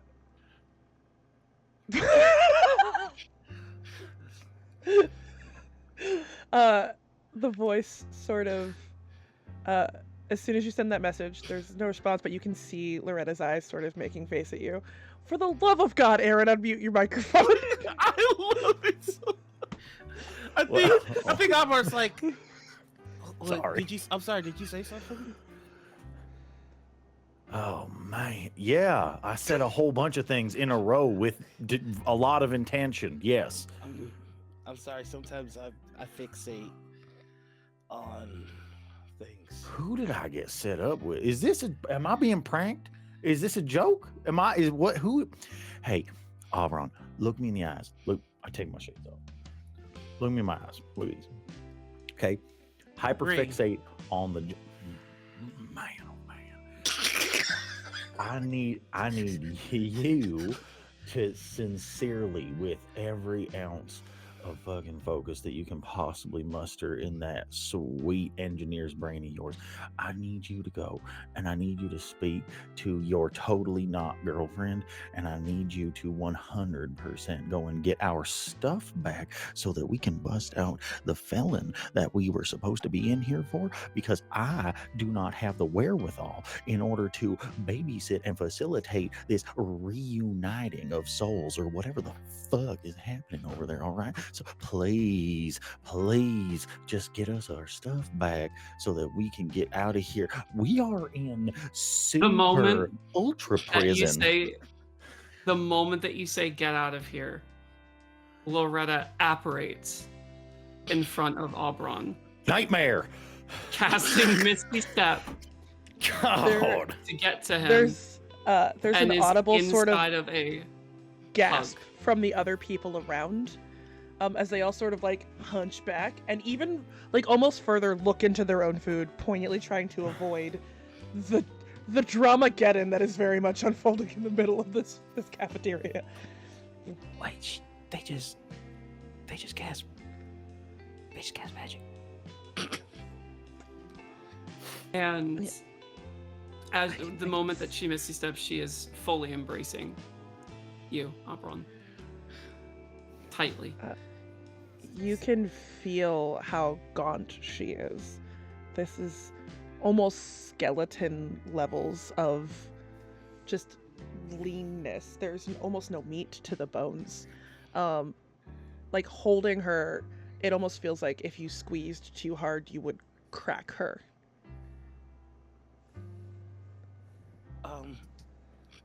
I told you I was real, Eddie. I I have to lock in. We. What did they do to you? Sorry, no. We need our stuff. I've missed you. I miss you too. Do you want to stay here?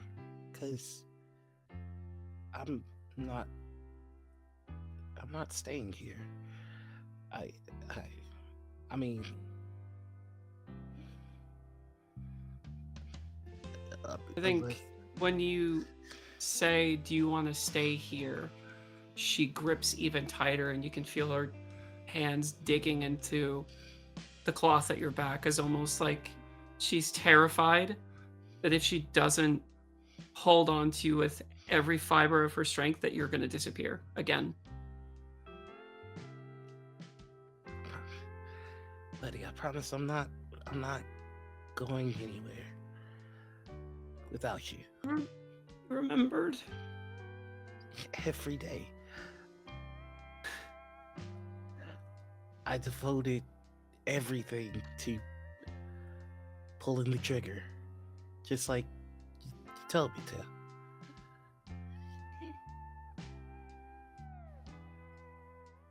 She'll step back. Sort of release you from the hug. Just hands on the arms. You grew up. Yeah. Kinda.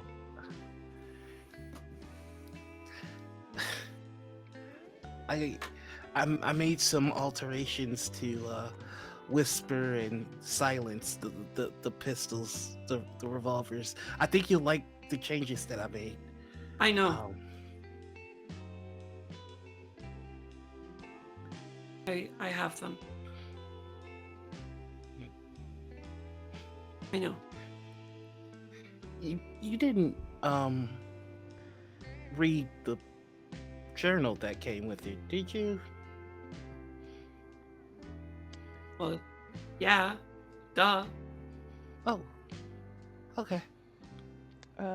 Flo'ryck, watching the pile of your friends over in the corner, that familiar sort of weight still on your shoulder, in your ear you just hear,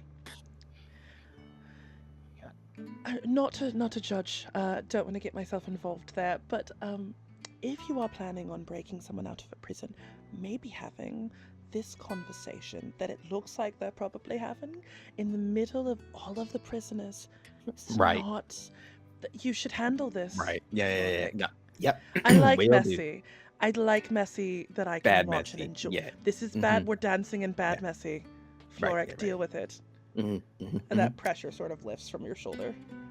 Floor's gonna like prance over to the group and just go, lovely reunion. I really do apologize to interject. I do want to say, we should have this conversation somewhere else if possible. I know we didn't fully get to eat, but Why? there's an audience around us right now.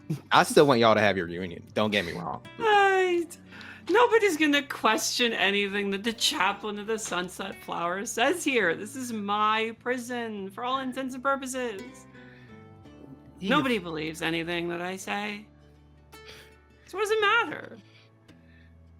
I don't disbelieve you. I don't. Especially seeing about how they part when you enter a room. That is mighty impressive. But They're I just do. afraid of me. They're afraid of what I did. Oh, What'd you do? I don't know if that's important now, Sneed. I think let's have a side chat. We can have a conversation. I'll introduce you to him. Yeah, yeah. We go for a walk somewhere else from here and chat if that's all right. Somewhere need to give dark him his and dinner.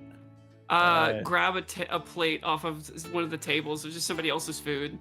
That's probably half eaten, and then just start walking. You guys watch as she pulls a plate from directly in front of Esmeralda Vale, fork about to go down and get a piece of pork chop, and it just pulls out from in front of her, and you watch as her face turns, and she goes, "You fucking bitch."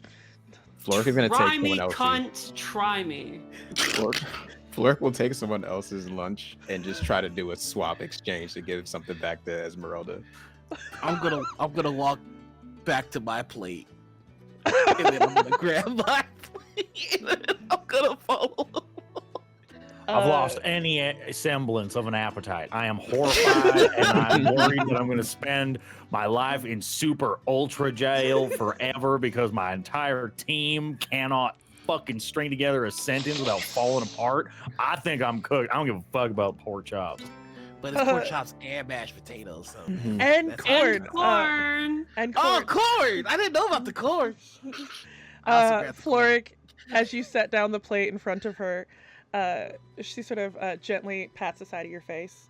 She goes, "Oh, you don't gotta flirt that hard, sweetheart. Bed's still Oh, I'm open." not flirting. I just thought it was that. time. As you're going to respond, that's when Aubron sets his plate down too. So she has two plates in front of her. She says big shit-eating grin, and then goes back to eating. Hey, good. Oh thing, no, I Aubron. grabbed my plate for me. I'm gonna. Oh, cool. Heard. Take it away. So you walk out with your plate. Esmeralda has a plate from somebody else. Sneed, I are like you to following imagine, Loretta? I like to imagine he put it down for a second. That's where I was like, "Oh, I got two plates." And I was like, It's no. like, nope. Fuck you don't. Fuck you don't. Are you guys following Loretta? Yeah. Absolutely. Unfortunately. Loretta, where are you taking them? I'm taking him to the stair. I'm taking him to cell 6. I gotta feed my friend. As you approach the entrance to the stair, you see the familiar face of Jameson, the guard who sort of bars that door area, and he sees you approaching with 3 prisoners. And he just nods his head and just goes, "Vicar?" Jameson.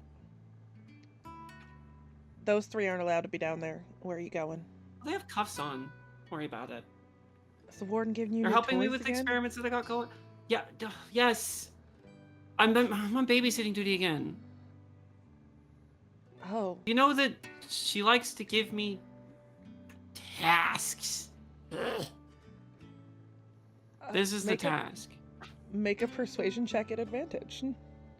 Okay. A 17 and a 1. God. That was an 18. He just gives you a nod, and there's a look of, like, slight fear on his face that the other 3 of you can kind of clock. And he goes, yeah, good luck. And he doesn't say that. I to only need you. it. He says it sort of over your shoulder at the 3 who are following you. I'm going to pump fake him on the way by and be like, He doesn't flinch when you do the pump fake. He just looks at you with almost like sadness in his eyes. yeah, I'm just like, yeah, that's right. I hope you enjoyed your meal. It might be the last one you get to have. Well, I didn't eat it, so I hope that's not true. I'll split my pork chop with you.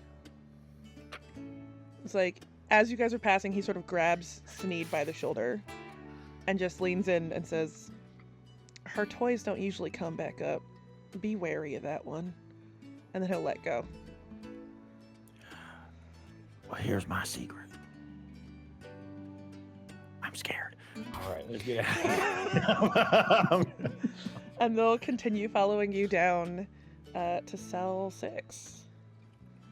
How far down is cell 6? Like, how long are we walking? A while. Okay. He's pretty far down. He's almost as far. The only thing further is probably your cell, because the warden placed it. They call it cell 6. It's not actually like the number 6. Like it's not actually the actual cell number 6. They just call it cell 6. It was like a nickname that started and stuck. Okay. You do So pass as we a get couple of other prisoners on your way. Who would be at this level? Anybody that I know? There's people who you've annoyed over the years. There's Marshal Deacon Graves. There's Joe Calderon. There is Callum Voss. There's Morgan. Marshal Dickey. Got new intake. I specifically told you not to call me that. Why not? Does it make you mad? It does make me fucking mad. Oh well. He just like holds the bars and sort of peers out at the three of you. I would say Sneed, you're the only one who spent any time near Emerald Gulch. Give me a history check. It is an 18. You would recognize this man. This was once the legendary sheriff of Emerald Gulch, who's no one's talked about in years. Grizzled man in his 60s, really haggard, but like the eyes still look really sharp. And like you remember people referring to him as the Iron Marshal. You never ran afoul of him directly, but you do know you are familiar with his reputation. Well, shit, my stars and garters. Marshal, how the hell are you and what are you doing in a prison stuck in here with a guy like me? What ended up with you on the wrong side of the law? Do I fucking know you? No, but I know you. How do you know me? Everybody knows Marshal Dickey. That is not my fucking name, Loretta. Go play I knew with your by toys. a different name. Loretta's probably kept moving. Like she's just still going. Well, shit. Well, it looks like I ain't got a lot of time to talk, seeing as my escort is walking away. But Marshal, do you want to stay in this prison? You like having yourself in this business, all wrapped up? Nobody gets out of Vane's End. It's not a thing. Well, then call me nobody, big dog. What was our marching order? I'm assuming it's Loretta, probably followed closely by Braun. Flo'ryck, were you right behind Braun, or did you hang back with Sneed? I said probably right behind Braun. Okay. The marshal's sort of going to lean further through the bars, almost press his face against him and look at you, Sneed. Who do you work for? A different collection of nobodies. He's going to laugh. If you find a way to get off this godforsaken rock, hypothetically, I might be interested. Got some debts to repay. Well, I got a vested interest in a person that has been here as long as you have, I presume, and a person with a skill set such as yours. So if the time comes, well, let's just put it this way. There's a difference between you and me. See, you came here probably not of your own volition. I am here on purpose and for a very direct reason. And I'm going to tell you that there will be certain advantages that affords me and my compatriots. And so we do have a better chance of getting out of this here prison. So, Sort of looks down the hall. Your compatriots who are leaving you behind? I got a feeling I'll get lucky and I'll find them down the road. But what I'm telling you is that if you want in and you have something that you can offer, you, me, and probably the rest of them should probably have a conversation. You come to me with a plan, and we'll talk. Absolutely. Anything other than that's just fucking words. Right. Well, let me go get my accoutrement, and then maybe we'll have this discussion. Have a good day, Iron Marshal. I hope that someday you are back on the better side of the law.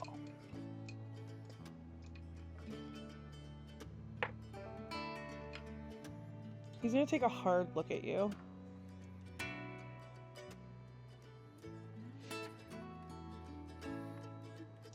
Your friends got roses? I'm just nobody. There's a slight hint of a smile, and he'll pull back from the bars. Then I'm gonna totally try to act nonchalant, but like I actually am scared shitless of this prison, so I'm gonna like really book it to get to catch up with my crew. Were the other three of you talking as Sneed paused to have that conversation with the marshal? I think it would just be Loretta grabbing Braun by the hand and sort of like pulling him along, and then mentioning everybody by name, going down, and this is the prisoner that they came in. They came in on charges that they were supposed to talk about them. I can't tell you, but if you were to find out, they would have to kill you. Because apparently what this guy knows, if you find out what he knows, then you become a liability for them, and then it just becomes a whole mess. Somebody found out the other day, and they put him in the trash compactor. Put him in what? That's mighty creative, I must say. Prison! Yeah. Oh! Shit. And then this one. This one. Yeah. She'll reach up into beneath her mask again, and you'll hear that just little break. She'll put Roserite in your hand, Braun. Throw it in there. It's about the time that crack is heard that Sneed you catch up. Give me history at advantage. Who, me? Yeah. Oh, yeah, all right. That's an 18 and a 16. The second you hear that crack and see that crystal come down, you are reminded of the last time you saw someone do this, a very long time ago, on one of your many deliveries to Soren Veilheart with the Order of the Rose, and your brain finally makes the connection. Oh, hot diggity, you're Soren's girl. That's where I know you from. That's all right. I get it. Yep, put it all together. Big brain How do Sneed. you know Papa? I sold him a bunch of roserite. Remember? I remember. Yeah, there it is. You ain't remember? I remember. Oh, okay. Yeah, you do remember. Yeah, I used to come about every so often. I was Remember you trying to peddle shit. Yeah, it was. No, the time for duplicity between you and I is pretty well at an end for sure. Like I was basically just selling you Drek. Like it was bottom of the barrel, the most piss poor refuse that I could muster because I needed a paycheck. Real The talk. good news is, and she'll grab you by the wrist, and you'll feel a little bit of a magic burn Oh, nightmare. as the crystal on the shackles shatters to the floor. Ooh, yep. There it is again. I made it work. Yep, Daddy's got a juice back. All right, feeling good. I feel. While they're having a conversation, can I examine what I was just handed? Yeah, you're able to look at it, and this is pure roserite. It's not refined, but it is as pure as you can find. And like you saw her crack it off of underneath of her veil near where her eyes were. Buddy, what the hell? What? I'm gonna do as instructed to throw it into that. I'm gonna throw it into the cell. You don't hear anything at first. And then sort of looking in, there's a layer of shadows that almost start to move and shift. And then you see a hand that looks almost too long. That around the elbow joint, a secondary hand sort of comes, and the skin also looks incorrect. It's pale and raw with deep, rich veins of roserite, and you just hear the crunching as its hand slaps down on the crystal and drags its knuckles bleeding across the ground into the shadows, and then you hear a loud crunch in the darkness. Oh, yuck, yuck, yuck, yuck, yuck. This is Darcy. They used to be two, but now they're, well, that. I don't really know what happened exactly. See, I was told that because of my innate magical tendencies that I need to find someone that can do what I can do. And they had the pieces to make that. It's more really a happy accident. I'm glad they survived, though. It's about this time that all of you would hear. Friend? Absolutely. These are new friends. Well, one of them. No, we're best friends. I would like to be friends with that. They're whatever. That would be good to be friends with them. Yeah, see, I told you gotta come in here with a positive disposition and make some friends. I would love to make some more friends. Also, could you get the shackles off me too, please? Oh, yeah. And she'll just push her finger onto both of the crystals, and they'll bloom into a little flower and then crumble off. And they'll just fall to the floor. Thank you so much. You're so kind.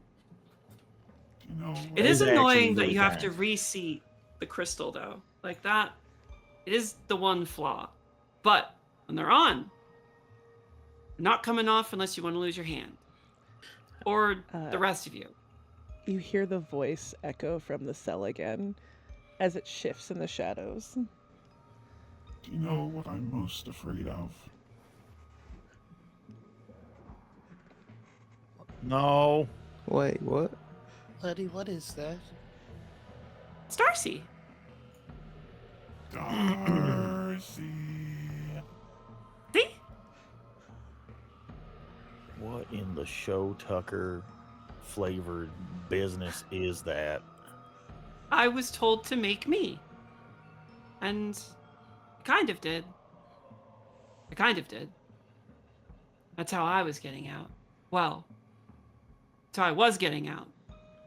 But now we got now we just got to get the other guy out, and then we can get out, and then I can go home.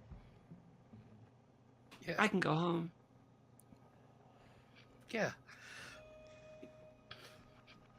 Yeah. Our stuff. Letty. Our belongings. Yeah. Get them. This way. And she'll skip down the stairs. Does anyone hang back at cell 6, or do you all immediately follow Loretta? I am so full of morbid curiosity, yes. Yeah, Flo'ryck is staying back and looking. I think so is Aubron. Uh, Just for a second. Give me a perception check. Ooh, God damn it. boy. I rolled a 4. 18 plus 6, 24. God 12 diggity. plus 8, dirty 20. Sneed, you're having a hard time seeing into the shadows. Probably because but- of these. You've got your wearing sunglasses inside. So yeah, you just see darkness. But Flo'ryck and Aubron, as your eyes sort of start to shift and focus in the darkness, you can sort of see that this form, this entity that's shrouded in shadow, it's somewhere between 8 and 10 feet tall. Almost as if it like hasn't decided what it wants to be. There are pieces of it that look like raw stone and an exposed crystal, but the veins are sort of crawling like living roots, spiraling in jagged patterns that like occasionally have sparks of pink crystalline glow to them. The head is the most unsettling part. It's stretched and asymmetrical, almost as if two half faces have fused into one with a half-formed jaw. One of the sockets is empty, and the other looks like a flowering bit of roserite, but it's cracked and almost like looks like it's burning. As it shifts, you can see that there are 2 sets of legs, 2 sets of arms, and almost down the center there's what looks like long spines of roserite crystal that seem to almost be growing, like wings trying to escape the back of a baby bird. But like when they get a little too far, it sort of cracks and crumbles. And as it sort of shifts in the darkness and leans forward, just enough out of the shadows so that even Sneed can see it. Never forget. And it'll pull back into the shadows.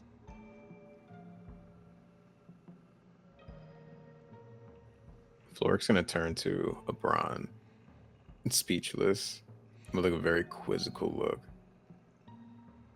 and wonder, and see if Aubron meets his gaze. He will. In his head are all the things that Farron said, and there's a moment where it's just he's lost.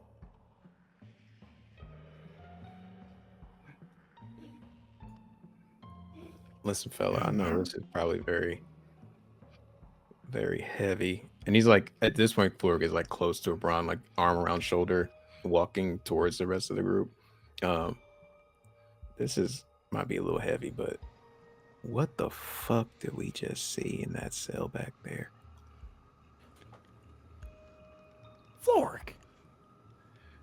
What? But you don't swear. I swore at the cafeteria. I didn't like it then either. Wait, you don't like when I swear? You? No, it feels dirty. Loretta, it's about this moment you would realize that you were not followed by the others. Coming? Yes, yeah. Yes, Yep. As you guys skip down the hall, from behind you, all you hear is, No.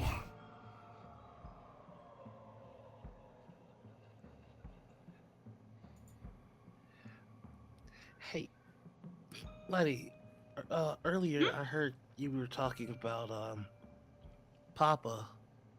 Hmm? Who's Papa? I mean, or are you talking about Farron? Because,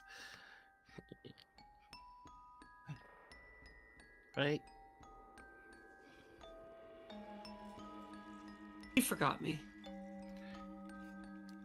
It's a bit of an ass that way, yeah. Forgot me. Well, No, Papa is Papa. Well, I can't tell you his name. okay. He told me not to. He also told me never to remove my veil. So I don't. And he sent a letter, and we're gonna get you out, and then I'm gonna go home. And then you're gonna come with, and you can meet him. Braun, as she says the mention of the letter, you're reminded of the conversation you had with the gentleman who smuggled your things in, where he told you specifically that they had intercepted the letters. And connecting the dots, you realize that whoever Loretta thought she was talking to, she probably wasn't.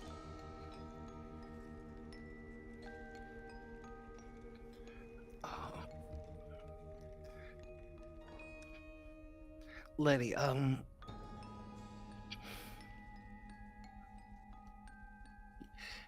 you know how I am with secrets and stuff.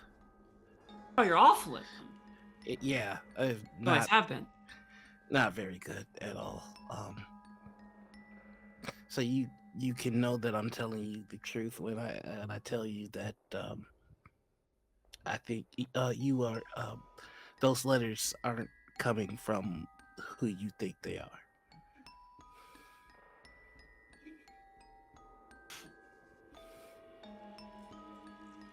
I'm assuming we're walking and talking. Yes.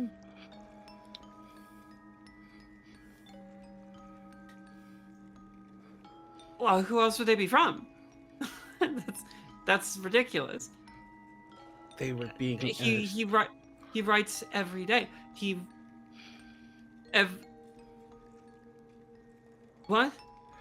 Your No, letters no, were being intercepted. No, he writes every day. He gave me Darcy. He gave me the ability to move around the prison. He gave me my job. He gave me the task of making more like me. No.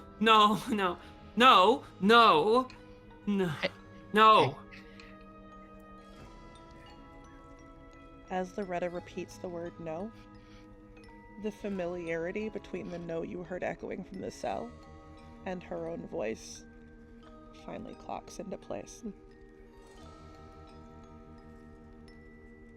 You realize that whatever the thing in cell 6 is, it was using Loretta's voice.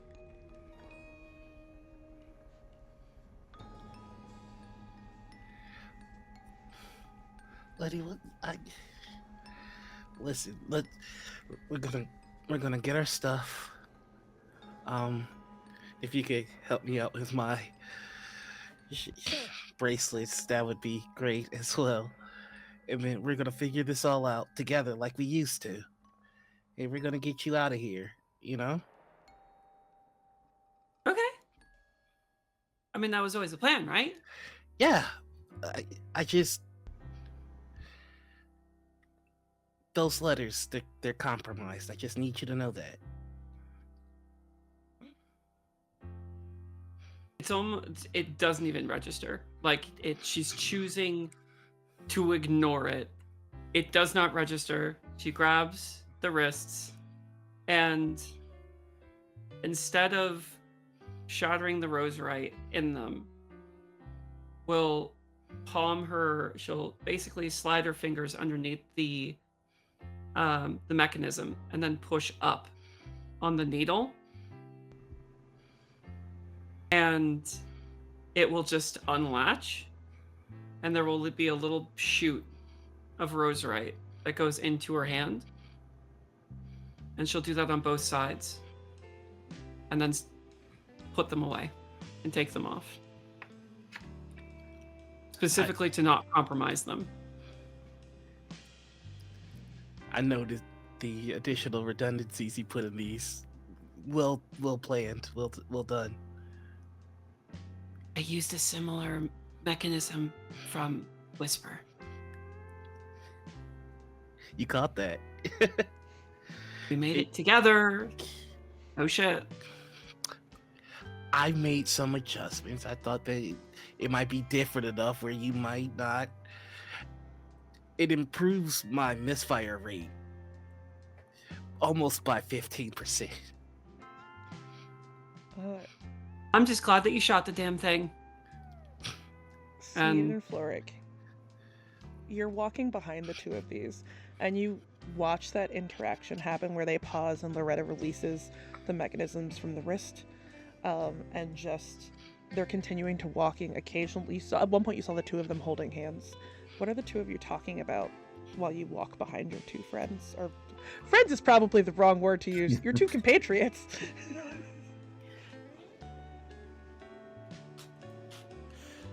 Flo'ryck. Yep. I think we're doomed. I think that we are completely and in a very unadulterated fashion, we are completely cooked. And I don't think that we can rely on the mental faculties or the wherewithal of mental endurance of our two compatriots. Therefore, I would like to suggest that you and I make a pact. How does that sound? No. Say no? I'll tell you why. What the hell? Well, you don't even want to hear it out first. Listen, seeing them two interact, that's beautiful. If anything, I want to make sure they get out.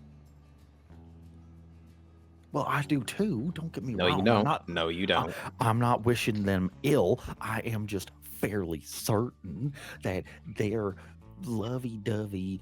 I can't believe we're finally together again. Bullshit is going to 100% be the downfall of our entire operation. I don't know if you recall, Mr. Flo'ryck, but I mean, I'm so glad that you are enjoying the theatrics and the grandiose nature of the reuniting of these two. But I'm here to bust out a well-known criminal from super prison by sneaking into said super prison myself. So I think, I don't know, I got a different set of priorities than these two. I hear your argument. Okay. Thank you for hearing it. We do have a job to do. I do not disagree with that. However, I don't like that. I'm sure you don't. Listen, we need their skill set. She took the bracelets off. I am going to go nuts with this magic. The bare minimum, I gotta let her get out of here. Well, no, I really want to help them get out. No, you don't. Stop lying to me. Can we hear this? No, well, maybe we're whispering. This is a whisper. I'm whispering. As their voices raise, because that last bit was certainly not a fucking whisper. You probably can't make out the words, but you can tell they are having a heated discussion behind you. What's the problem? Like almost like blindingly fast, just like let's go of Aubron, just straight up. What's the issue? No issue from my end, Loretta. You can be assured of that. And I similarly have no issues right now. We are just having there definitely a seems polite to be an discussion. issue. We're arguing. What was the issue? It's not an argument, Miss Loretta. We are not arguing. We are having a terse discussion about the intricacies of this operation that we happen to be on. But don't it is not an word argument. argument. You're rebranding the word argument. Can I piece this together, DM? Can you please for 1 second be in my corner, Flo'ryck? Two things. Thing the first. Loretta, you are a highly intelligent individual. You can absolutely put the pieces together. Cool. Secondly, at any point during this conversation, did you look at Flo'ryck specifically? I would have looked at both of them, yeah. As you look at Flo'ryck, almost sort of translucently behind him in that pinkish shadow hue that you see things in, almost directly behind him, you see,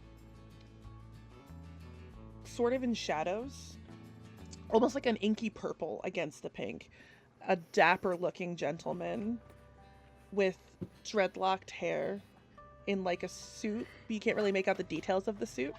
And that individual almost fully locks eyes with you, realizes you can see them, and the purple sort of inky shadows vanish. Oh, you have a friend too? What do you mean by that? Oh, there was a tall man standing behind you. He's gone now. Oh, that's peculiar. Let's continue our conversation together. I'm gonna need a deception check on that, Flo'ryck. Yeah, I figured that. I would this very much against like to my- make an insight on that. Can I please also make an insight that- on that? Anyone Is who that would like against- to. That is a That's natural against 20. your. Holy shit! That's against your insight. Loretta, I would say you have an advantage on the roll because you are. Okay. I would You also you like know. jump in on this. Yeah, go for it. So I know what I saw. You know Right. what you saw. So I think it's only appropriate that I rolled a 1 and then I rolled a 20. Oh, that's sick. So natural 20. Cary, 24. what? 24 I for rolled a Bra- 16. Oh, for a 19, sorry. So natural For 20, 19. Yeah. 21. Flo'ryck. Every single one of these people can read you for filth right now. For almost the first time in Braun and Sneed's time in knowing Flo'ryck, you sort of watch as that almost fiendish smile that he has had sort of falters ever so slightly. There's a dip in the edges of the smile. And Flo'ryck, you are very aware that they can all tell that you dead ass were just fully lying to them. There it is. It's okay to have a friend. There it is. Nope, I knew it. Why is it a bad thing to have friends? I have a friend. No, I don't disagree that having friends is good. So why are you hiding your friend? My friend told me to. That's okay. Hey, DM, how far away are we from my little platform at the bottom of this gigantic Not well? super far. The entrance to your little area is just around the corner. Okay, but how high up are we from my spot? Your spot's probably about 10 feet down. There is a very precarious looking rope bridge currently in place to get to the center plinth of the platform. But the gap goes down further than anyone can really see. It just goes into darkness and shadows. Right. And you guys are about around the corner and 10 feet up from that point. Does that make sense visually? Yeah. Cool. Well, your stuff's over there Oh, if you want it. I make a beeline. And pointing to the disc that's visible in front of this. So, Yeah. As what? you hook the corner, Braun, you would see Mhm. from your stance about 10 feet up in the air, there's a thin, very rickety looking, almost rope bridge, headed out to a center, almost like pillar, where there is probably like a piece of shit bed and a large crate next to it. And around there is a deep pit that if you look down into it, you cannot see the bottom of it. And on top of the little crate is this old, like, record player that's still playing, like, haunting classical style music. Letty, is this where you stay? Yeah, it's my lab.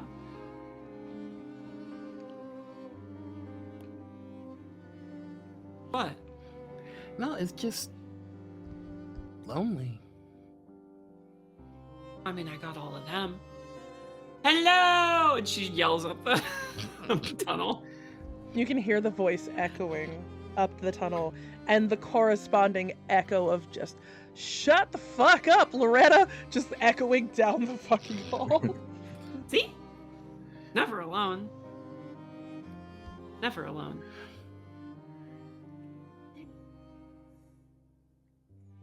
Not alone. I wanna traverse the rope bridge and get my safety blanket pistols. Because it's been too long. Are the rest think of you as- following? Yeah, are you following Aubron across the rope bridge? The moment that Aubron tries to make it, like, tries to go across, Loretta missteps again across, because fuck that bridge, and starts moving all of the stuff around in her little on her pillar. So like there's probably tables that line sort of the edge of the pillar that have just a bunch of shit all over it, just like pattern drawings on them. There's a very detailed, like highly meticulously drawn rendition of the cuff that was on your guys' wrists, as well as some other stuff, like probably some like max security cell like locking mechanism, as well as a series of small rodents and other creatures that are clearly being kept as pets in this area. Some of them infused with roserite, some of them not. And across the entirety of all of the tables are little bits and bobs of essentially just geode slabs that have been like carved out of a mountain that she's like made bloom with roserite. So there's just this big kind of like reserve, I guess, on one of the tables. And she goes and moves the record off of the box and opens it up and just across the floor. Here you go. Thanks. Immediately grabs the pistols, spins them, puts them in the holster, put all my weapons back up. Grab the... Okay. Did you follow across the bridge, or are you still on the other side? I think Flo'ryck would go to cross the bridge. As you're going to cross the bridge, that familiar weight settles back in. I think they might be bad messy. Why do you think that? Be on your guard.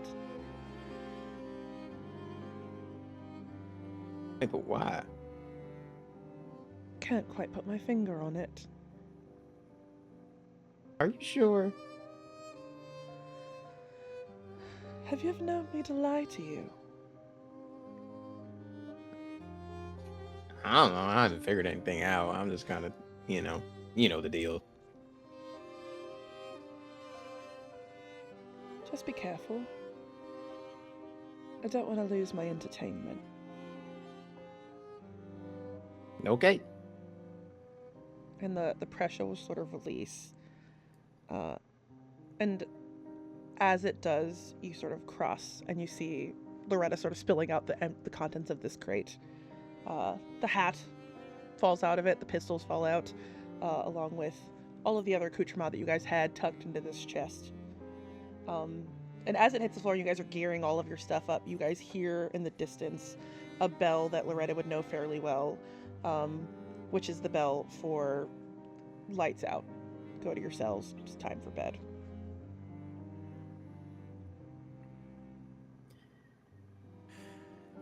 Oh, well, that's a problem. What's that mean? Well, you don't have to be there because you're here. When you're here, you're mine. And Jameson's... You should be fine. You should be fine. Are you sure? Yeah. I mean, you have this now, so it's not like it's going to be much of an issue. And for some reason, they just let me exist. Probably because they think I'm not going to do anything, which I'm not. I don't really need to. But that changes. It changes. What do you mean by that? We gotta get the guy out, right? Well, yeah. Yep. To that respect, we should start formulating a bit of a plan. It doesn't sound like a good Why? idea. Loretta, do you know the guy that we're talking about? What was his name again, DM? Sorry. You know his name is Dash Vane. You were the only one who knows that Dash. his name is Dash Vane. I was the only one given the name? All right. You were the only one given the name, and you were given the description that Right. matched the description that Flo'ryck said specifically in Esmeralda's cell earlier. No. Fuck. Do you have anything to go off of? Yes, I have the man's name. I do not know what he looks like. What's his name? His name know is everybody in the prison. Dash Vane is the man's name.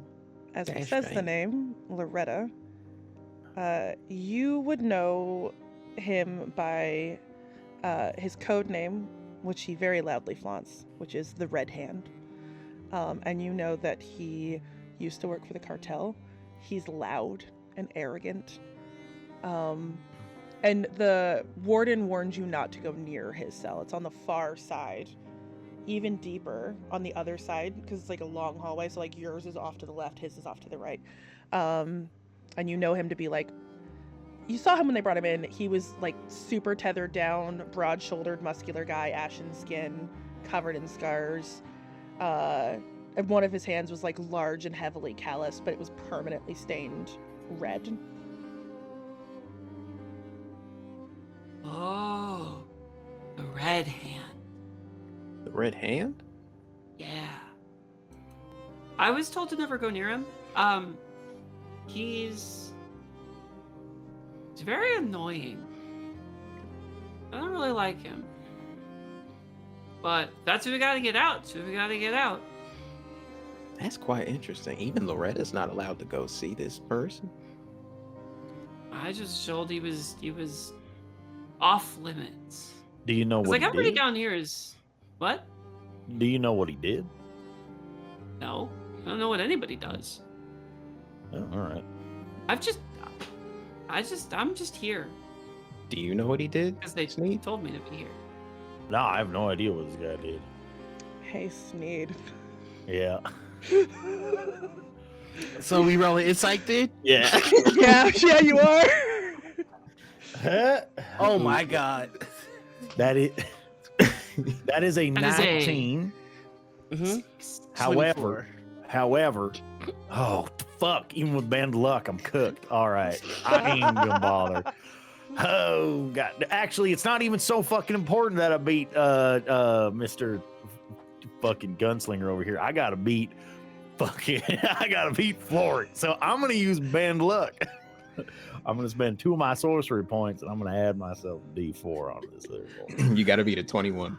Aubron Oh, can't shit, lie, but he can't be lied to. Yeah, that's right. That's all right. That's all right. Aubron just he needs to fucking not say what he thinks. Yeah, he's good at that.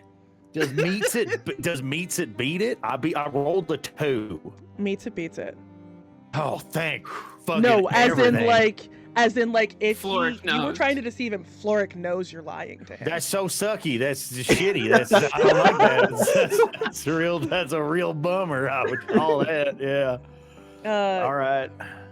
Flo'ryck, as you clock that Sneed absolutely remembers or knows who this person is and what he did, how do you respond? Flo'ryck's disposition is going to noticeably and starkly change. He's not smiling. He's very cold and efficient. He'll just say, Mr. Sneed, what did he do? You know that he has killed a lot of people, but specifically, why the cartel wants him brought in is he has become sort of a loose cannon. Yep. And just sort of goes off on his own. And Yep. hasn't really been the same since he basically killed most of the people in a little town called Dustbin. Right. Okay. Well, so the reason why I was trying to keep this from you is because I didn't want to color your disposition towards him in such a way that we kill this man. Mr. Sneed, say it straight. I can say it straight, but I said say it straight. I don't want any flourish. No accoutrement. Say it Son of a bitch. straight. This man is a Who murderer. cares? Did No, Flo'ryck cares what he did. He is a murderer, and he is a loose cannon. This man has killed many, many people, including a not insignificant amount within the small community of Dustbin. Dustbin. The second that name is uttered, Yes, sir. Flo'ryck, Yes, Your sir. mind tosses you back to a very long time ago when, shortly after, you had found your parents and you had gone searching for people to find answers from. And you find yourself on a dusty road, a man with a black rose tattoo on his forearm, your hands wrapped around his throat, and just over his shoulder, a familiar looking figure, shock of pink dreadlocked hair, in a pinstriped vest and pantsuit, sort of leaning back on a rock watching as you hold the throat of the individual in your grasp. Yep. I'll be honest with you. Well, you see that tattoo? Go look. You see your tattoo, right? What's that tattoo say? It's a fucking black rose. Yeah, it's a black rose. I don't like those because of who they're associated with. The cartels. So I would, well, it's a little bit of justice in my eyes. And Flo'ryck will just fist to chin, just uppercut this man real quick. Give me an attack roll. Yeah. At advantage. Yeah. Okay. What is my addition to melee attacks?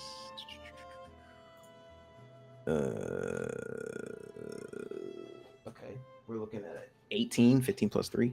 Oh, absolutely. Absolutely hits. You watch as his jaw sort of breaks as your fist makes contact with it. All right. So, I'm going to ask you a question. Okay. I'm looking for an individual. He is, well, he's tall, maybe 6'3", ashen skin, like shoulder length hair. Does that ring any bells? I don't know who the fuck you're talking about. No? Are you sure? Because, all right, so I'll lay it to you straight. You're gonna die.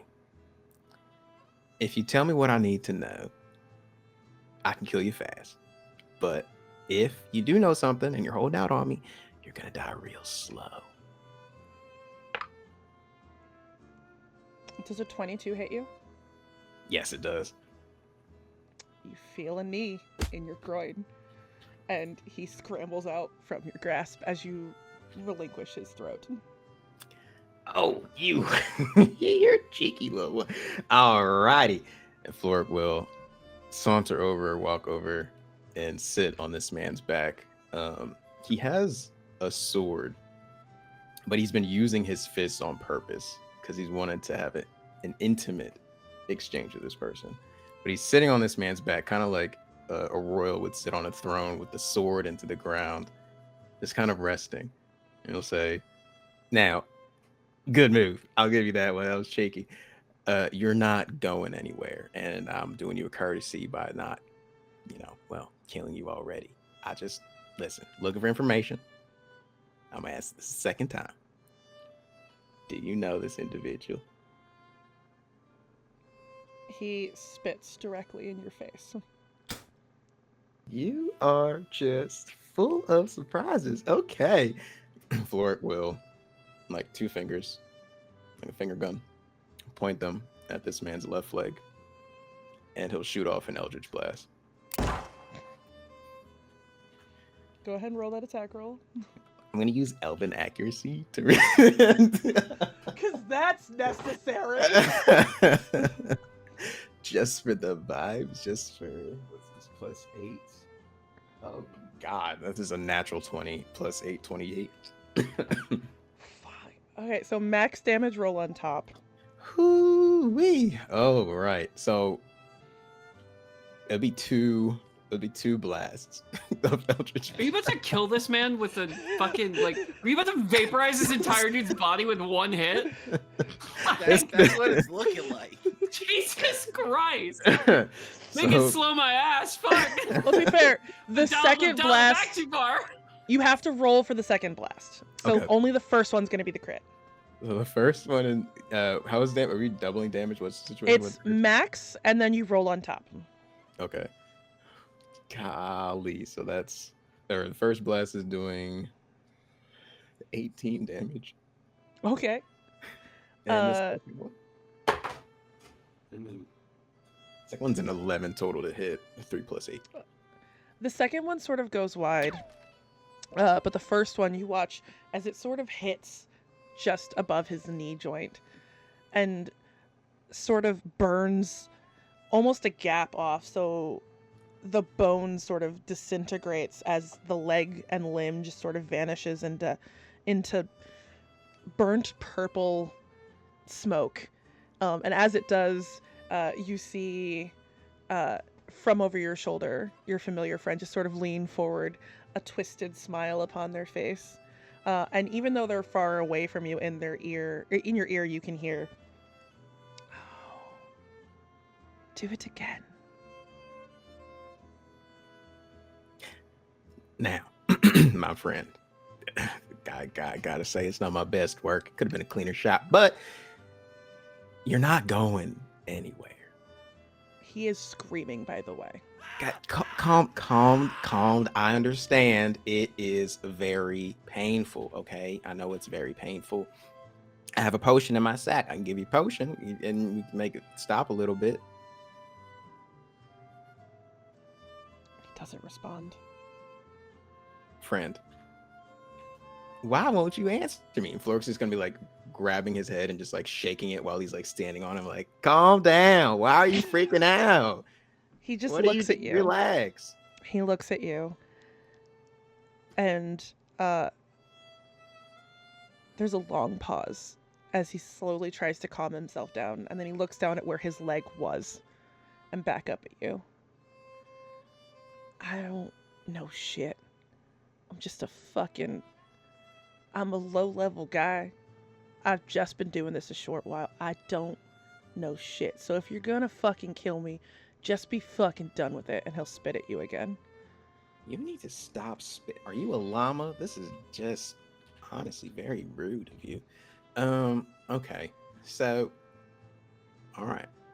Now, what's the saying? Third time's the charm. That's the one. I'll ask you one more time. Okay.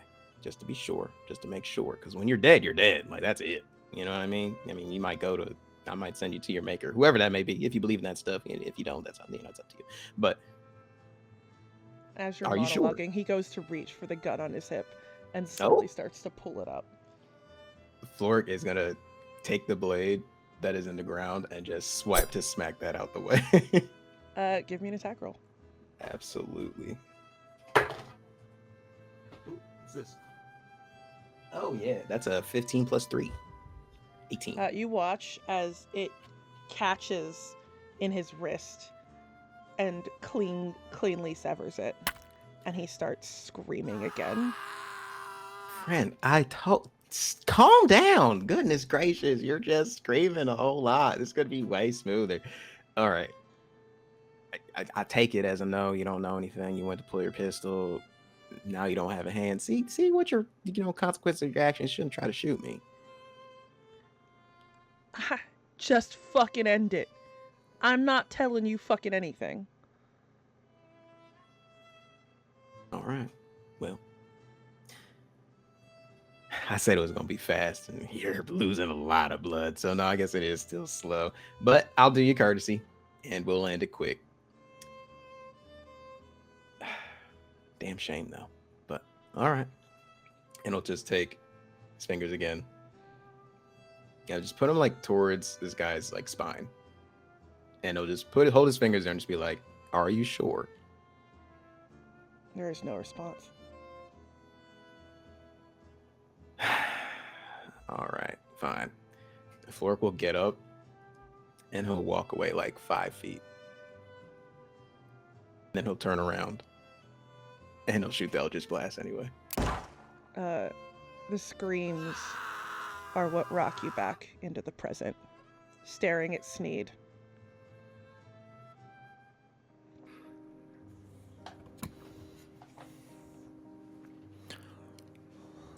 Mr. Sneed. Mr. Flo'ryck. What does this man look like? I don't know what this man looks like. Deception I would check. like the insight. Yeah. Am I rolling against this?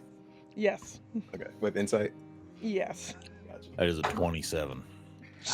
Rats. Yeah, that's not. A 15's not beating that.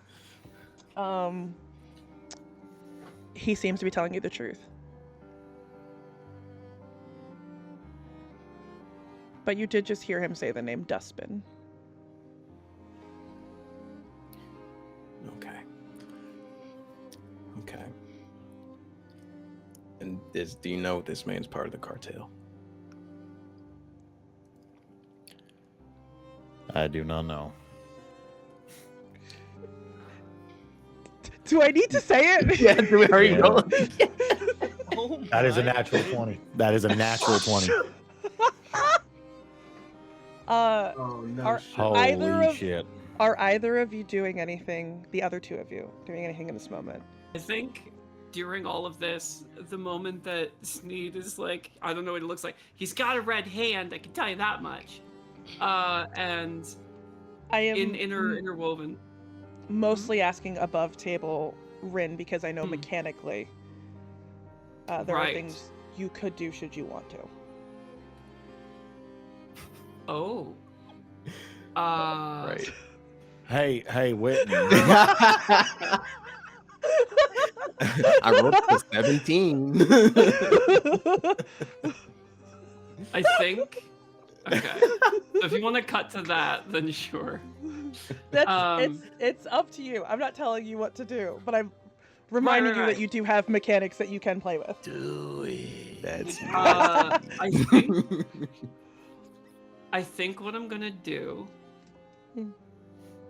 is I am going to just say, "Oh, shut up, both of you," and I'm gonna cast command on both of you. Ooh.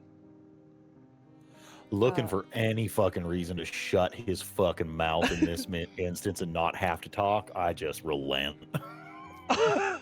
It's a wisdom save of 11. Oh, love that. I'm so unwise. Are you? You could also elect to fail. Did. If you, okay. Flo'ryck, are you going to try and roll to resist the command? It was a 23 in the save. So It is- Flo'ryck An Gotta- unintentional thing. Sorry. You watch as like Sneed's mouth sort of locks shut. Flo'ryck is gonna look towards Loretta. Still the same cold face that he looked at Sneed, and he'll say, "Loretta, What? I can understand that this is a annoying situation, but do understand that I gave you grace when you had your moment of Aubron. I ask that you allow me that same grace." Okay. I hear you. No, you don't. You just tried to make me shut up. And I understand Well, I talk, I not gabber. intentionally. I did. All right. If I don't always have control over what I do. Just happens sometimes. Like wild magic. No. Oh, well. And I think am at sorry. that, she'll grab the top of the veil and pull it off of her face. What do they see? You see two of different sizes, two geode roses of pure roserite that is genuinely beautiful,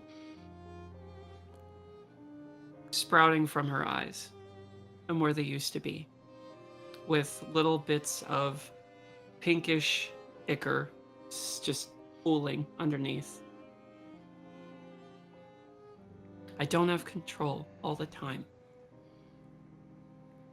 Sorry. There is a silence in this cavern as you guys see Loretta completely exposed. And our camera just sort of pulls back from this moment. It's dark. The time for everyone to go to bed has been rung. It's quiet. The only noise that can be heard is coming from a ticking clock on a desk, echoing in the pinkish red shadows of an office. Warden Steele standing at her desk. The file on her desk open, spread across it. The face of Loretta Knight staring up at her. the words failed subject stamped in red. Underneath the words terminate, and a date long since passed. She reaches down and drinks from a glass and takes a deep breath before sitting down and grabbing a pen to note on the intake of the new prisoners and where they've been sort of stationed.